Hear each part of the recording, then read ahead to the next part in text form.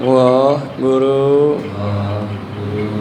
ਵਾਹਿਗੁਰੂ ਵਾਹਿਗੁਰੂ।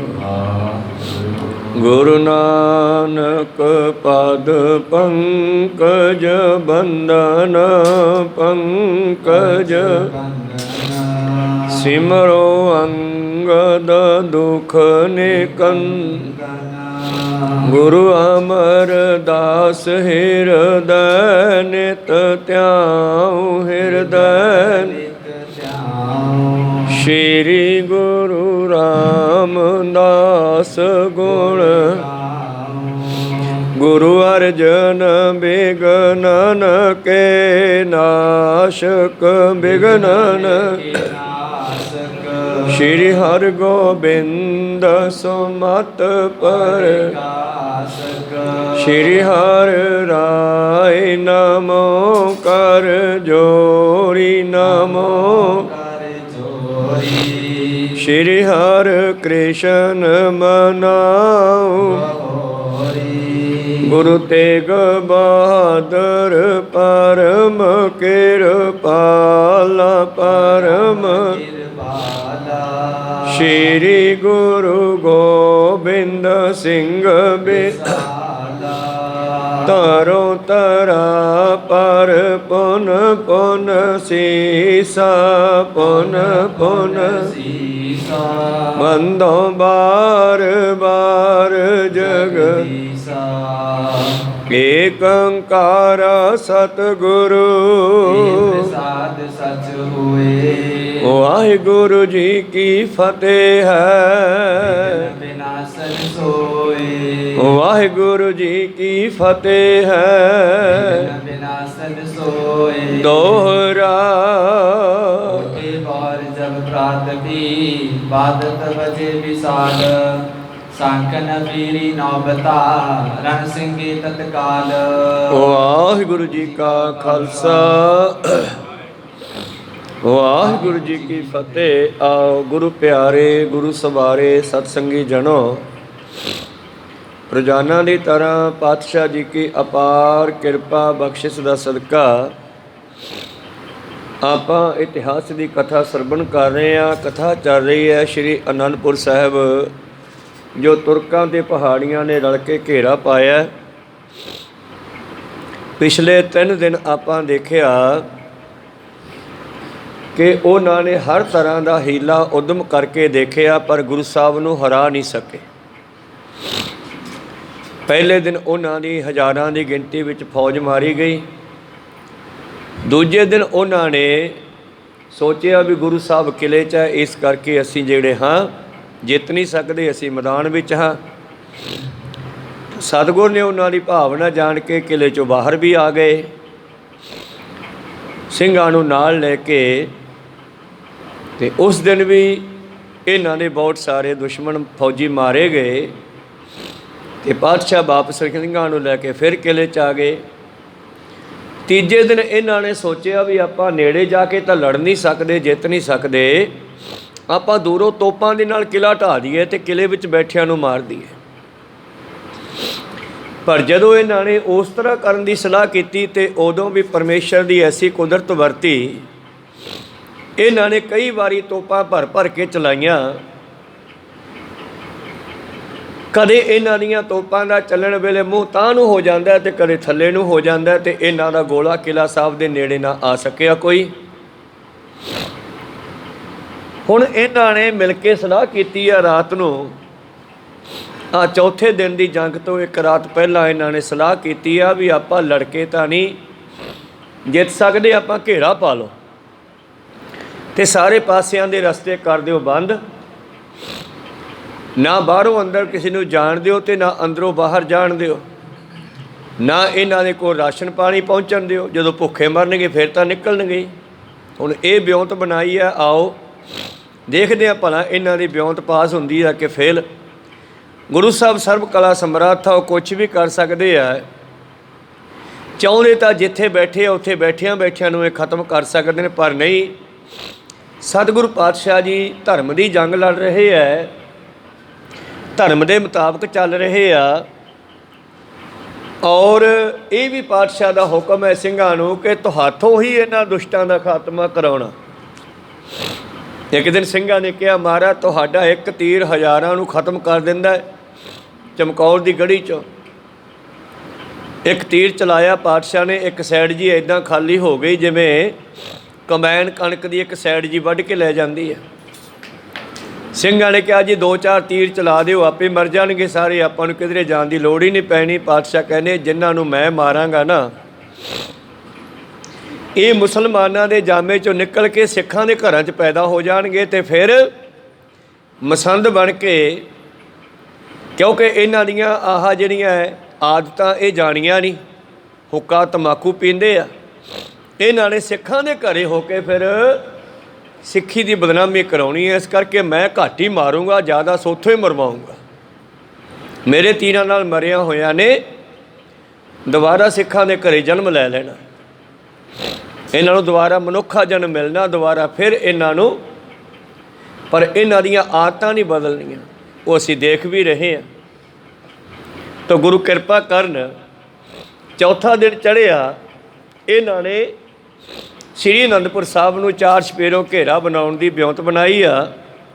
ਆਓ ਅੱਗੇ ਆਰੰਭ ਕਰਕੇ ਸਰਵਣ ਕਰਦੇ ਹਾਂ। ਉਸ ਤੋਂ ਪਹਿਲਾਂ ਆਪਣੀਆਂ ਅਤੇ ਦਾਸਾਂ ਦੀਆਂ ਗੁਰੂ ਚਰਨਾਂ ਵਿੱਚ ਲਵਾਓ ਹਾਜ਼ਰੀਆਂ। ਗੁਰੂ ਕਾ ਬਖਸ਼ਿਆ ਫਤਿਹ ਦਾ ਨਾਅਰਾ ਕਰੋ ਬੁਲੰਦ ਗੱਜ ਕੇ ਆਖੋ ਜੀ ਵਾਹਿਗੁਰੂ ਜੀ ਕਾ ਖਾਲਸਾ, ਵਾਹਿਗੁਰੂ ਜੀ ਕੀ ਫਤਿਹ। ਦੋਹਰਾ ਕੇ ਬਾਰ ਜਬ ਪ੍ਰਾਤ ਵੀ ਬਾਦਤ ਬਜੇ ਵਿਸਾਲ।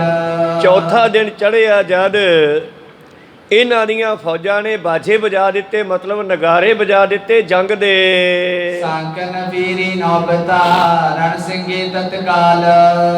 ਸੰਖ ਨਫੀਰੀਆਂ ਨੌਬਤਾਂ ਹੁੰਦੇ ਆ, ਢੋਲਾਂ ਦੇ ਡੱਗੇ, ਰਣ ਸਿੰਘੇ ਆਦਿ ਇਹਨਾਂ ਨੇ ਤੁਰੰਤ ਉੱਠਦਿਆਂ ਹੀ ਵਜਾ ਦਿੱਤੇ। ਕਹਿਣ ਲੱਗੇ ਲਲਤ ਪਦ ਛੰਦ ਬਜੇ ਨਗਾਰੇ ਦੋ ਦਿਸ਼ ਮੈਂ ਉਤਸਾਤ ਪਟ ਹੋਏ। ਉਹਨਾਂ ਦੇ ਨਗਾਰੇ ਵੱਜੇ ਤੇ ਇੱਧਰ ਗੁਰੂ ਕੇ ਸਿੰਘਾਂ ਨੇ ਵੀ ਰਣਜੀਤ ਨਗਾਰੇ ਤੇ ਚੋਟ ਲਾ ਦਿੱਤੀ। ਦੋਨੇ ਪਾਸਿਆਂ ਦੇ ਯੋਧੇ ਜਿਹੜੇ ਹਨ ਤਿਆਰ ਪਰ ਤਿਆਰ ਹੋ ਗਏ ਨਗਾਰਾ ਸੁਣਦੇ। ਸੋਚ ਸਨਾਨ ਬਨੇ ਸਭ ਖਾਨਾ ਨਿਜ ਨਿਜ ਥਾਨ ਕਰੋਏ। ਔਰ ਤਿਆਰ ਪਰ ਤਿਆਰ ਹੋ ਕੇ ਸ਼ਸਤਰ ਬਸਤਰ ਪਹਿਨ ਕੇ ਸਾਰੇ ਯੋਧੇ ਜਿਹੜੇ ਆਪੋ ਆਪਣੇ ਸਥਾਨਾਂ ਤੇ ਲੜਨ ਲਈ ਕਾਇਮ ਹੋ ਗਏ ਜੀ। ਲੋਕੇ ਤੁਰਕ ਪੰਥ ਜੇ ਪੂਜ ਹੈ ਜੋ ਚਾਹਤ ਪੁਰ ਜਾਇਓ। ਔਰ ਸਾਰੇ ਰਾਹਾਂ ਤੇ ਹੁਣ ਇਹਨਾਂ ਤੁਰਕਾਂ ਨੇ ਜਿਹੜਾ ਹੈ ਗੁਰੂ ਪਿਆਰੋ ਪਹਿਰਾ ਲਾ ਦਿੱਤਾ। ਜੇ ਕੋਈ ਇੱਧਰ ਸਿੰਘਾਂ ਦੇ ਵੱਲ ਆਉਣਾ ਚਾਹੁੰਦਾ ਹੈ ਤੇ ਉਹਨੂੰ ਅੱਗੇ ਆਉਣ ਨਹੀਂ ਦਿੰਦੇ। ਵਪਾਰੀ ਵਰਜ ਦੀਏ ਸਭ ਲੂਟ ਲੈਂਗੇ ਆਇਓ। ਔਰ ਜਿਹੜੇ ਵਪਾਰੀ ਗੁਰੂ ਪਿਆਰਿਓ ਵਪਾਰ ਕਰਨ ਆਉਂਦੇ ਸੀਗੇ, ਨੂਨ ਤੇਲ ਸੌਦਾ ਵੇਚਣ, ਰਾਸ਼ਨ ਵੇਚਣ, ਪਿੰਡਾਂ ਵਿੱਚ ਜਿਵੇਂ ਜਾਂਦੇ ਆ, ਉਹਨਾਂ ਵਪਾਰੀਆਂ ਨੂੰ ਵੀ ਇਹਨਾਂ ਨੇ ਡਰਾ ਕੇ ਰੋਕ ਦਿੱਤਾ ਹੈ। ਨਿਕਟ ਗ੍ਰਾਮ ਯਾਰਪੁਰ ਜਨ ਜੀ ਸਾਹਮਣੇ ਡਿੰਡਮ ਪੀਰਾ। ਔਰ ਨੇੜੇ ਨੇੜੇ ਪਿੰਡਾਂ ਦੇ ਵਿੱਚ ਢੋਲ ਵਜਾ ਕੇ, ਡਿੰਡਮ ਹੁੰਦਾ ਪੀਪਾ ਖੜਕਾ ਕੇ ਉੱਚੀ ਉੱਚੀ ਦੱਸਣਾ। ਇਹਨਾਂ ਨੇ ਡਿੰਡਮ ਫੇਰ ਕੇ ਢੋਲ ਵਜਾ ਕੇ ਕੀ ਕਿਹਾ, ਅਨੰਦਪੁਰ ਮੈਂ ਕੱਚ ਪਹੁੰਚਾਵੈ ਉਚਿਤ ਸਜਾਏ ਵਡੇਰਾ। ਵਪਾਰੀਆਂ ਨੂੰ ਉੱਚੀ ਬੋਲ ਕੇ ਢੋਲ ਵਜਾ ਕੇ ਦੱਸ ਦਿੱਤਾ, ਜੇ ਕੋਈ ਅਨੰਦਪੁਰ ਦੇ ਵਿੱਚ ਕਿਸੇ ਵੀ ਤਰ੍ਹਾਂ ਦੀ ਵਸਤੂ ਵੇਚਣ ਵਾਸਤੇ, ਲੈਣ ਦੇਣ ਕਰਨ ਵਾਸਤੇ ਗਿਆ, ਕਰੋ ਨਾ ਕਛ ਵਿਵਹਾਰ ਤਹਾਂ ਕੋ ਕਰੇ ਜੇ ਲੀਵੈ ਲੀਵੈ। ਅਸੀਂ ਉਹਨੂੰ ਮਾਰ ਦੇਣਾ ਹੈ। ਇਸ ਕਰਕੇ ਕੋਈ ਵੀ ਵਪਾਰੀ ਜਿਹੜਾ ਹੈ ਆਪਣਾ ਸੌਦਾ ਲੈ ਕੇ ਅਨੰਦਪੁਰ ਨਗਰ ਦੇ ਵਿੱਚ ਨਾ ਵੜੇ। ਹੁਣ ਦੁਰ ਕਰ ਕਰੇ ਬਿਦਤ ਹੋਏ ਪਕੜੈ ਸਦਨ ਲੂਟ ਤਹਿ ਲੀਵੈ। ਜੇ ਕੋਈ ਚੋਰੀ ਛਪੋਰੀ ਵਪਾਰ ਕਰੇਗਾ, ਭਾਵ ਅਨੰਦਪੁਰ ਦੇ ਵਿੱਚ ਰਾਸ਼ਨ ਪਹੁੰਚਾਵੇਗਾ, ਤੇ ਸਾਨੂੰ ਲੱਗ ਗਿਆ ਪਤਾ, ਅਸੀਂ ਉਹਦਾ ਘਰ ਘਾਟ ਲੁੱਟ ਲੈਣਾ।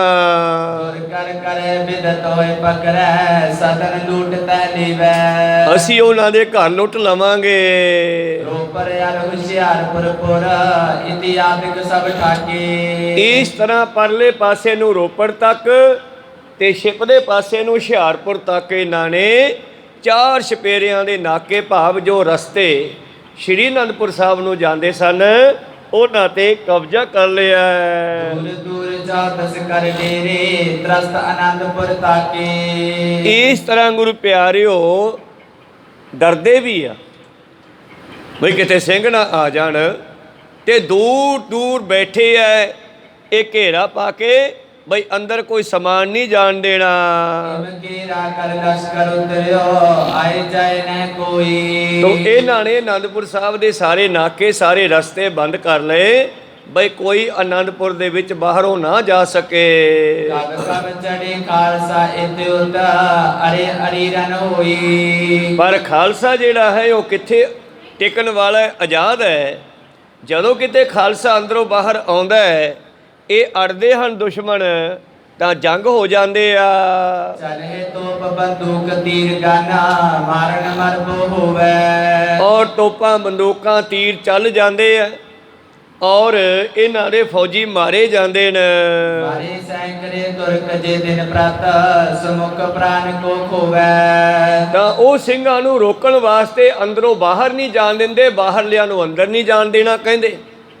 ਜਦੋਂ ਸਿੰਘ ਸ਼ਿਕਾਰ ਕਰਨ ਲਈ ਬਾਹਰ ਨਿਕਲਦੇ ਆ, ਭਾਵ ਸਿੰਘਾਂ ਨੇ ਆਪਣਾ ਸਾਰਾ ਸਿਸਟਮ ਚਾਲੂ ਰੱਖਣਾ, ਘੋੜਿਆਂ ਨੂੰ ਦਾਣਾ ਪਾਣੀ ਵੀ ਚਾਹੀਦਾ।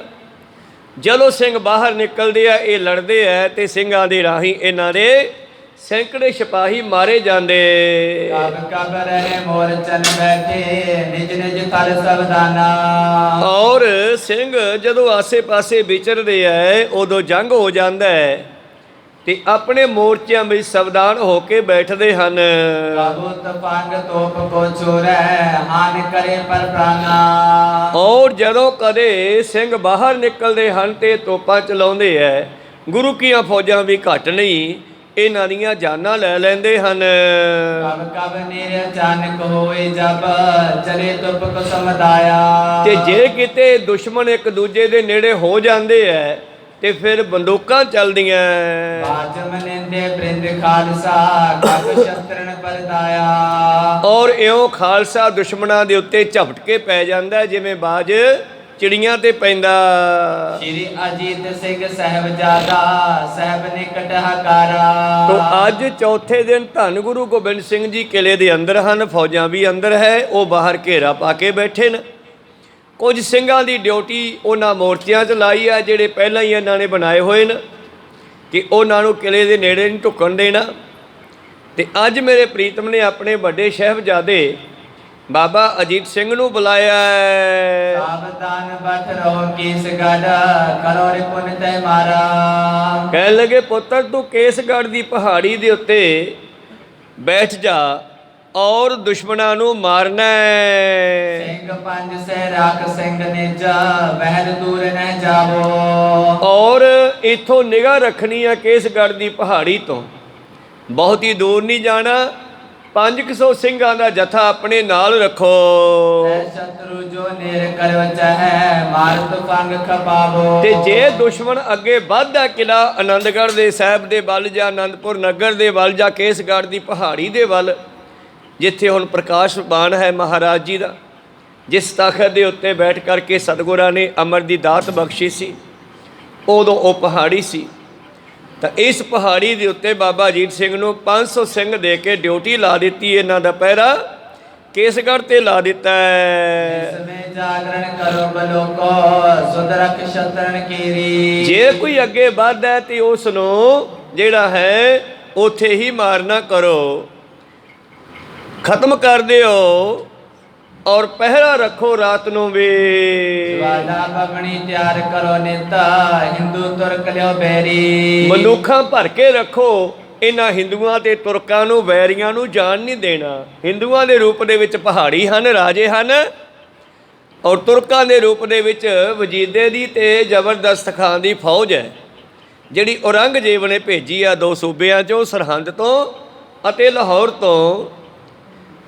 ਤਾਂ ਪਾਤਸ਼ਾਹ ਜੀ ਕਹਿਣ ਲੱਗੇ ਇਹਨਾਂ ਦੁਸ਼ਟਾਂ ਨੂੰ ਜਾਣ ਨਹੀਂ ਦੇਣਾ, ਜੇ ਕੋਈ ਨੇੜੇ ਆਉਂਦਾ ਤੇ ਉੱਥੇ ਖਤਮ ਕਰ ਦਿਓ। ਪਿਤਾ ਹੁਕਮ ਸਿੰਘ ਸੁਨ ਸ੍ਰੀ ਅਜੀਤ ਸਿੰਘ ਤਿਸ ਮੋਰਚੇ ਮੈਂ ਬਾਸਾ। ਔਰ ਗੁਰੂ ਪਿਤਾ ਦਾ ਹੁਕਮ ਸੁਣਦਿਆਂ ਹੀ ਬਾਬਾ ਅਜੀਤ ਸਿੰਘ ਜੀ ਕੇਸਗੜ੍ਹ ਸਾਹਿਬ ਵਾਲੇ ਅਸਥਾਨ ਤੇ ਮੋਰਚਾਬੰਦੀ ਕਰਕੇ ਬੈਠ ਗਏ। सदा सुचित रहत गए क्षत्रिणा निज रूप पुंज विनाशा। ਔਰ ਬੜੀ ਸਾਵਧਾਨੀ ਸੁਚੇਤ ਰਹਿ ਕਰਕੇ ਹੁਣ ਸਿੰਘਾਂ ਨੇ ਬਾਬਾ ਅਜੀਤ ਸਿੰਘ ਜੀ ਦੀ ਜਰਨੈਲੀ ਦੇ ਅੰਦਰ ਕੇਸਗੜ੍ਹ ਤੋਂ ਨਿਗਾਹ ਰੱਖੀ ਆ। नाहर सिंह शेर सिंह दवै लोह कोट में छोरे। ਔਰ ਨਾਹਰ ਸਿੰਘ ਤੇ ਸ਼ੇਰ ਸਿੰਘ ਇਹਨਾਂ ਨੂੰ ਲੋਹਗੜ੍ਹ ਦੇ ਕਿਲੇ ਤੇ ਡਿਊਟੀ ਲਾਈ ਆ। ਕਿਉਂਕਿ ਬੜਾ ਲੰਮਾ ਘੇਰਾ ਪਾਇਆ, ਲੋਹਗੜ੍ਹ ਦੇ ਕਿਲੇ ਦੇ ਵੀ ਬਾਹਰਲੇ ਪਾਸੇ ਬੈਠੇ ਨੇ ਤੇ ਨਾਹਰ ਸਿੰਘ ਤੇ ਸ਼ੇਰ ਸਿੰਘ ਦੋ ਸਿੰਘ ਹੈ ਪਾਤਸ਼ਾਹ ਦੇ। ਇਹਨਾਂ ਨੂੰ ਕੁਝ ਫੌਜ ਦੇ ਕੇ ਲੋਹਗੜ੍ਹ ਦੇ ਕਿਲੇ ਵਿੱਚ ਪਹਿਰਾ ਲਾਇਆ ਹੈ। सिंह पंज सह संग करे नित करता संगर घोरे। ਔਰ ਉਹਨਾਂ ਨੂੰ ਵੀ 500 ਸਿੰਘ ਦੇ ਕਰਕੇ ਉੱਥੇ ਰੱਖਿਆ ਹੈ ਔਰ ਜੰਗ ਹੁੰਦਾ ਰਹਿੰਦਾ ਹੈ। सावधान नित में नित रहते तथा रात टकराई। ਇਸ ਤਰ੍ਹਾਂ ਦਿਨ ਰਾਤ ਬੜੀ ਸਾਵਧਾਨੀ ਦੇ ਨਾਲ ਲੰਘਦੀ ਆ ਔਰ ਤਕੜਾਈ ਰੱਖਦੇ ਆ। शत्रु समीप होण न देवै तजे तुपक समुदाई। ਜਦੋਂ ਕੋਈ ਦੁਸ਼ਟ ਦੁਸ਼ਮਣ ਤੁਰਕ ਜਾਂ ਪਹਾੜੀਏ ਹਿੰਦੂ ਇਹ ਅੱਗੇ ਵਧਦੇ ਆ, ਨੇੜੇ ਵਧਦੇ ਆ ਤੇ ਬੰਦੂਕਾਂ ਭਰੀਆਂ ਹੁੰਦੀਆਂ काबू हुए बैर करे रण जूझै रिपगन करत विनाशा। ਔਰ ਦੁਸ਼ਮਣਾਂ ਨੂੰ ਮਾਰ ਲੈਂਦੇ ਆ। ਜੇ ਕੋਈ ਨੇੜੇ ਵੱਧਦਾ ਹੈ, ਅੱਗੇ ਵੱਧਦਾ ਹੈ, ਕਦੇ ਕਦੇ ਸਿੰਘ ਜੰਗਲ ਵਿੱਚ ਵਿਚਰ ਵੀ ਲੈਂਦੇ ਆ, ਕਿਸੇ ਦੇ ਬੰਨੇ ਹੋਏ ਨਹੀਂ, ਡਰਦੇ ਨਹੀਂ ਹੈ, ਜੰਗਲ ਦੇ ਵਿੱਚ ਵੀ ਉਤਰ ਜਾਂਦੇ ਆ ਸ਼ਿਕਾਰ ਖੇਡਣ ਦੇ ਲਈ। ਤਾਂ ਇਸ ਤਰ੍ਹਾਂ ਜੇ ਕੋਈ ਦੁਸ਼ਮਣ ਅੱਗੇ ਆ ਜਾਂਦਾ ਹੈ ਉਹ ਵੀ ਉੱਥੇ ਮਾਰਿਆ ਜਾਂਦਾ ਹੈ। बाणी संग ध्यान बड़े नित जीवन गुर परिभाषा। ਔਰ ਗੁਰਬਾਣੀ ਦੇ ਨਾਲ ਜੁੜੇ ਹੋਏ ਹੈ ਤੇ ਜ਼ਿੰਦਗੀ ਦਾ ਜਿਹੜਾ ਹੈ ਇਹ ਗੁਰੂ ਤੇ ਛੱਡਿਆ ਹੋਇਆ ਹੈ। ਜੀਵਨ ਗੁਰੂ ਦੇ ਭਰੋਸੇ ਤੇ ਹੈ। आगमपुरे आदम सिंह जोधा सिंह पंज सैली ने। ਅਗੰਮਪੁਰਾ ਜਿਹੜਾ ਕਿਲਾ ਹੈ ਉਸ ਪਾਸੇ ਭਾਈ ਸਾਹਿਬ ਭਾਈ ਆਲਮ ਸਿੰਘ ਇਹਨੂੰ ਜਰਨੈਲ ਬਣਾ ਕੇ ਇਹਨੂੰ 500 ਸਿੰਘ ਦੇ ਕੇ ਉਧਰ ਪਹਿਰਾ ਲਾ ਦਿੱਤਾ ਹੈ। कहाँ सुचित रहे गए क्षत्रिणा रिपिडिग हो नदी ने। ਉਹਨਾਂ ਨੂੰ ਸੁਚੇਤ ਕਰਕੇ ਉਹ ਸਾਈਡ ਤੇ ਬਿਠਾਇਆ ਹੈ ਕਿ ਦੁਸ਼ਮਣ ਆਨੰਦਪੁਰ ਦੇ ਵੱਲ ਅੱਗੇ ਨਾ ਵਧੇ। उदय सिंह बलवंत बहादुर उच्च दम दे चोरा। ਔਰ ਉਦੇ ਸਿੰਘ ਨੂੰ ਜੋ ਬਹਾਦਰ ਯੋਧਾ ਸੀਗਾ ਉੱਚੇ ਪਹਾੜੇ ਤੇ ਉਸ ਨੂੰ ਦਮਦਮਾ ਕਹਿੰਦੇ ਆ, ਉੱਚੇ ਦਮਦਮੇ ਦੇ ਉੱਪਰ ਬਿਠਾਇਆ ਹੈ ਨਾਲ ਸਿੰਘ ਦੇ ਕੇ। 100 सिंह संग में रख कर शत्रुन को सिर फूरा। ਇਹਨੂੰ 100 ਸਿੰਘਾਂ ਦਾ ਜਥਾ ਦਿੱਤਾ ਹੈ ਔਰ 100 ਸਿੰਘਾਂ ਨੂੰ ਲੈ ਕੇ ਭਾਈ ਉਦੈ ਸਿੰਘ ਵੀ ਇੱਕ ਸਾਈਡ ਤੇ ਆਨੰਦਪੁਰ ਸਾਹਿਬ ਦੇ 4 ਛਪੇਰੇ ਸਤਿਗੁਰਾਂ ਨੇ ਵਿਉਂਤਬੰਦੀ ਦੇ ਨਾਲ ਕਿਲੇ ਬਣਾਏ ਹੋਏ ਸਨ ਤਾਂ ਕਿ ਆਨੰਦਪੁਰ ਸਾਹਿਬ ਨਗਰ ਦੀ ਸੰਗਤਾਂ ਦੀ ਰੱਖਿਆ ਦੁਸ਼ਮਣ ਤੋਂ ਕੀਤੀ ਜਾਵੇ। ਇਸ ਕਰਕੇ ਸਾਰੇ ਪਾਸੇ ਪਾਤਸ਼ਾਹ ਜੀ ਨੇ ਆਪਣੇ ਸਿੰਘ ਬਿਠਾ ਦਿੱਤੇ। भोकम सिंह सैब सिंह जोधा थिरे होर गढ़ थाना। ਤੋ ਇੱਕ ਹੈ ਕਿਲਾ ਹੋਲਗੜ੍ਹ। ਮੋਹਕਮ ਸਿੰਘ ਤੇ ਸਾਹਿਬ ਸਿੰਘ ਇਹਨਾਂ ਨੂੰ ਹੋਲਗੜ੍ਹ ਦੇ ਕਿਲੇ ਵਿੱਚ ਬਿਠਾਉਣਾ ਕੀਤਾ ਹੈ। सिंह चार सै संग रख कर रहे सदा सावधाना।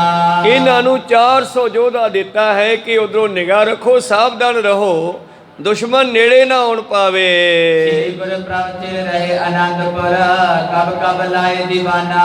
ਔਰ ਧੰਨ ਗੁਰੂ ਗੋਬਿੰਦ ਸਿੰਘ ਜੀ ਸੈਂਟਰ ਦੇ ਵਿੱਚ ਬਣਿਆ ਕਿਲਾ ਆਨੰਦਗੜ੍ਹ ਸਾਹਿਬ ਆਨੰਦਪੁਰ ਦਾ, ਇਹਦੇ ਵਿੱਚ ਵਿਰਾਜਮਾਨ ਹਨ ਔਰ ਇੱਥੇ ਦੀਵਾਨ ਸਜਦੇ ਹਨ। आपनो आप दिखावे तुरकना होए परी कमसाना। ਔਰ ਜਦ ਤੁਰਕਾਂ ਦੇ ਨਾਲ ਘਮਸਾਨ ਹੁੰਦਾ ਹੈ ਤਾਂ ਆਪਣੇ ਆਪ ਨੂੰ ਦਿਖਾਉਂਦੇ ਹਨ। ਭਾਵ ਜਦੋਂ ਕੋਈ ਜੰਗ ਹੁੰਦਾ ਹੈ ਸਤਿਗੁਰੂ ਪਾਤਸ਼ਾਹ ਉੱਚੇ ਥਾਂ ਆਨੰਦਗੜ੍ਹ ਦੇ ਕਿਲੇ ਤੋਂ ਨਿਗਾਹ ਰੱਖ ਰਹੇ ਹੈ ਔਰ ਫਿਰ ਆਪਣੇ ਆਪ ਨੂੰ ਸਾਹਮਣੇ ਕਰਦੇ ਆ, ਭਾਵ ਉਹਨਾਂ ਤੇ ਤੀਰਾਂ ਦੀ ਵਾਛੜ ਕਰਦੇ ਆ। दिशा में दिया सिंह रहे राखी बहुत कराई। ਪਹਾੜਾਂ ਵਾਲੇ ਪਾਸੇ, ਭਾਵ ਜੇ ਪਰਾਂ ਨੂੰ ਵੇਖੀਏ ਤੇ ਪਰੇ ਪਹਾੜ ਹੀ ਪਹਾੜ ਹੈ, ਤਾਂ ਉਧਰ ਨੂੰ ਭਾਈ ਸਾਹਿਬ ਭਾਈ ਦਇਆ ਸਿੰਘ ਦੀ ਡਿਊਟੀ ਲਾਈ ਹੋਈ ਆ।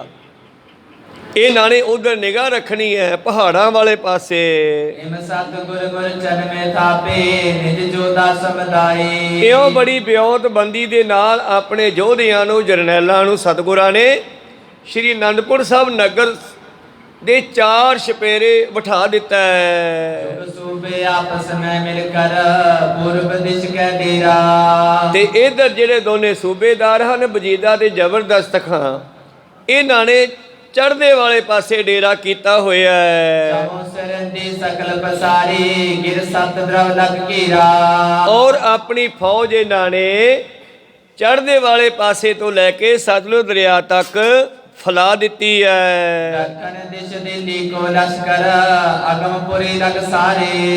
ਦੱਖਣ ਵਾਲੇ ਪਾਸੇ ਆਗਮਪੁਰੇ ਤੱਕ ਜਿਹੜਾ ਹੈ ਜ਼ਬਰਦਸਤ ਖਾਂ ਦੀ ਫੌਜ ਬੈਠੀ ਹੈ। तोप तुपक तैयारी कर तरकश तहाँ मोर्चे तारे।